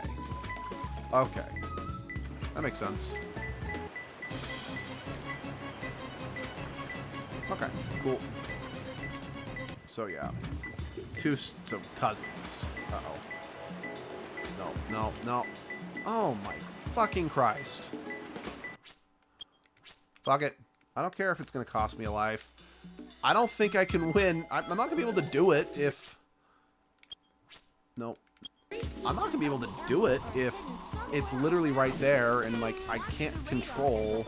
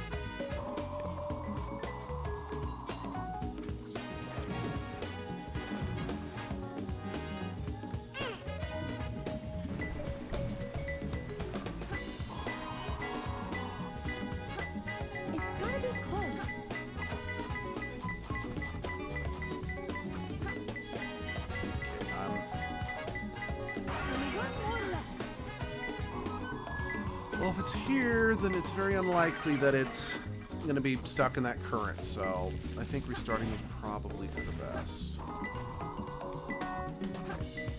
What yellow around here? It's gotta be close.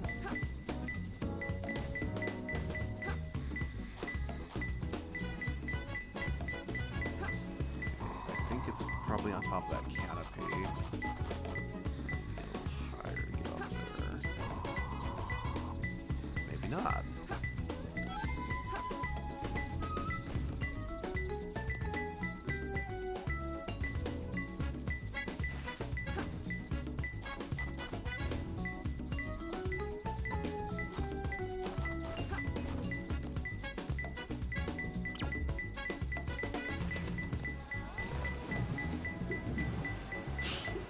Wow.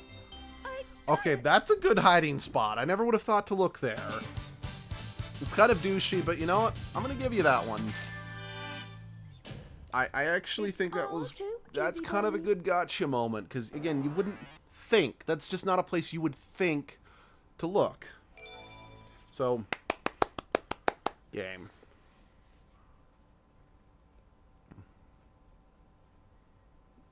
Because again, it's like, you can absolutely jump in there without the turtle. There's nothing anywhere saying you can't, but...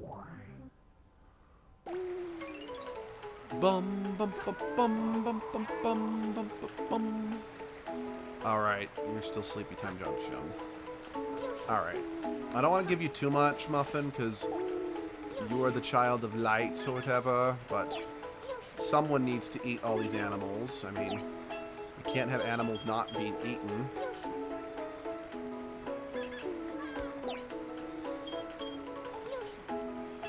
Alright, Muffin, it's your duty to become the unicorn wizard.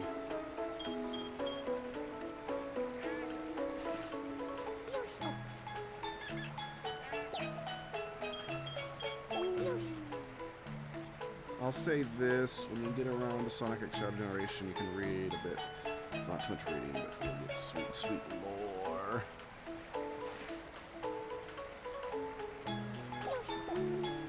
Yeah. You never got a otter, so I want you to be able to swim on your back, so you are being woken up for this.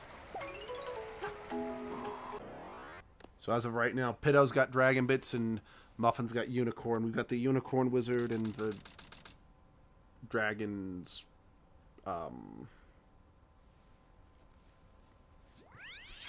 right. It's gonna be a while before I can actually... Shadow has, I think, the least amount of levels to his name in this game.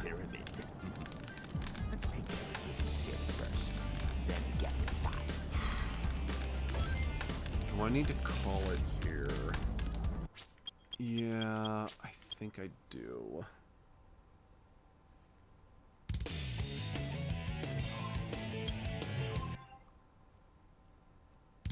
Stage select. Character select. So I made a little joke in the chat about how I feel every time I see your name. A character, creature named Muffin. Okay, I'll make sure to take a look at it. But yeah, hold on. Where is Muffin? You got a little corruption from Eggman and Rouge. We need to get you back on the right path. Don't worry, buddy. Don't worry, buddy. Don't worry, buddy. I'll still love you even if you go evil, but I don't want you to go evil, so hold still while I indoctrinate you back to the side of good with, you know, the power of Jesus and chili dogs. Don't worry, buddy. Don't worry, buddy. Don't worry, buddy. There we go. Muffin is a chili muffin again. Now, eat more happy pills.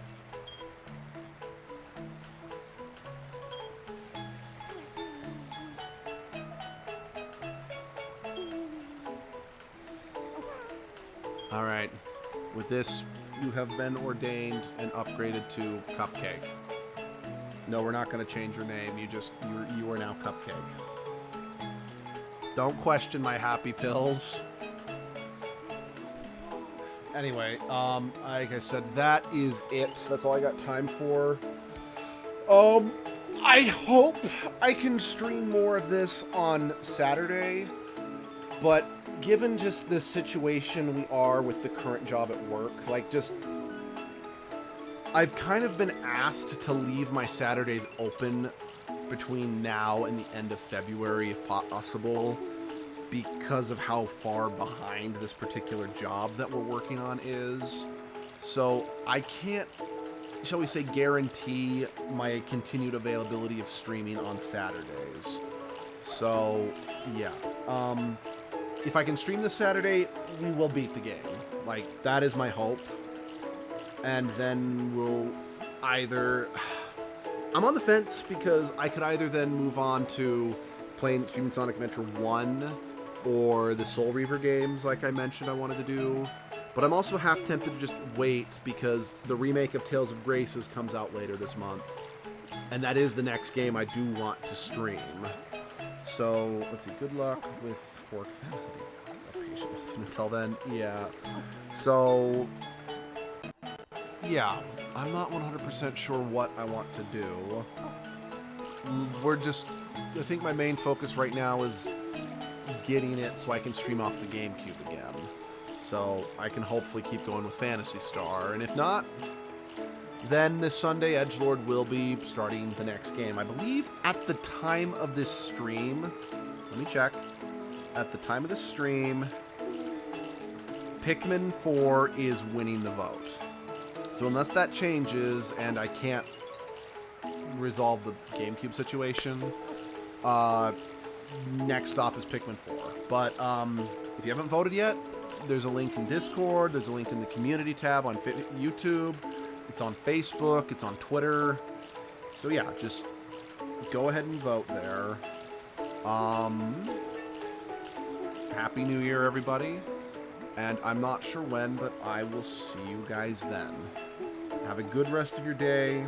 Have a good New Year. Make it a good one. Don't worry about a thing, because every little thing, it's going to be alright.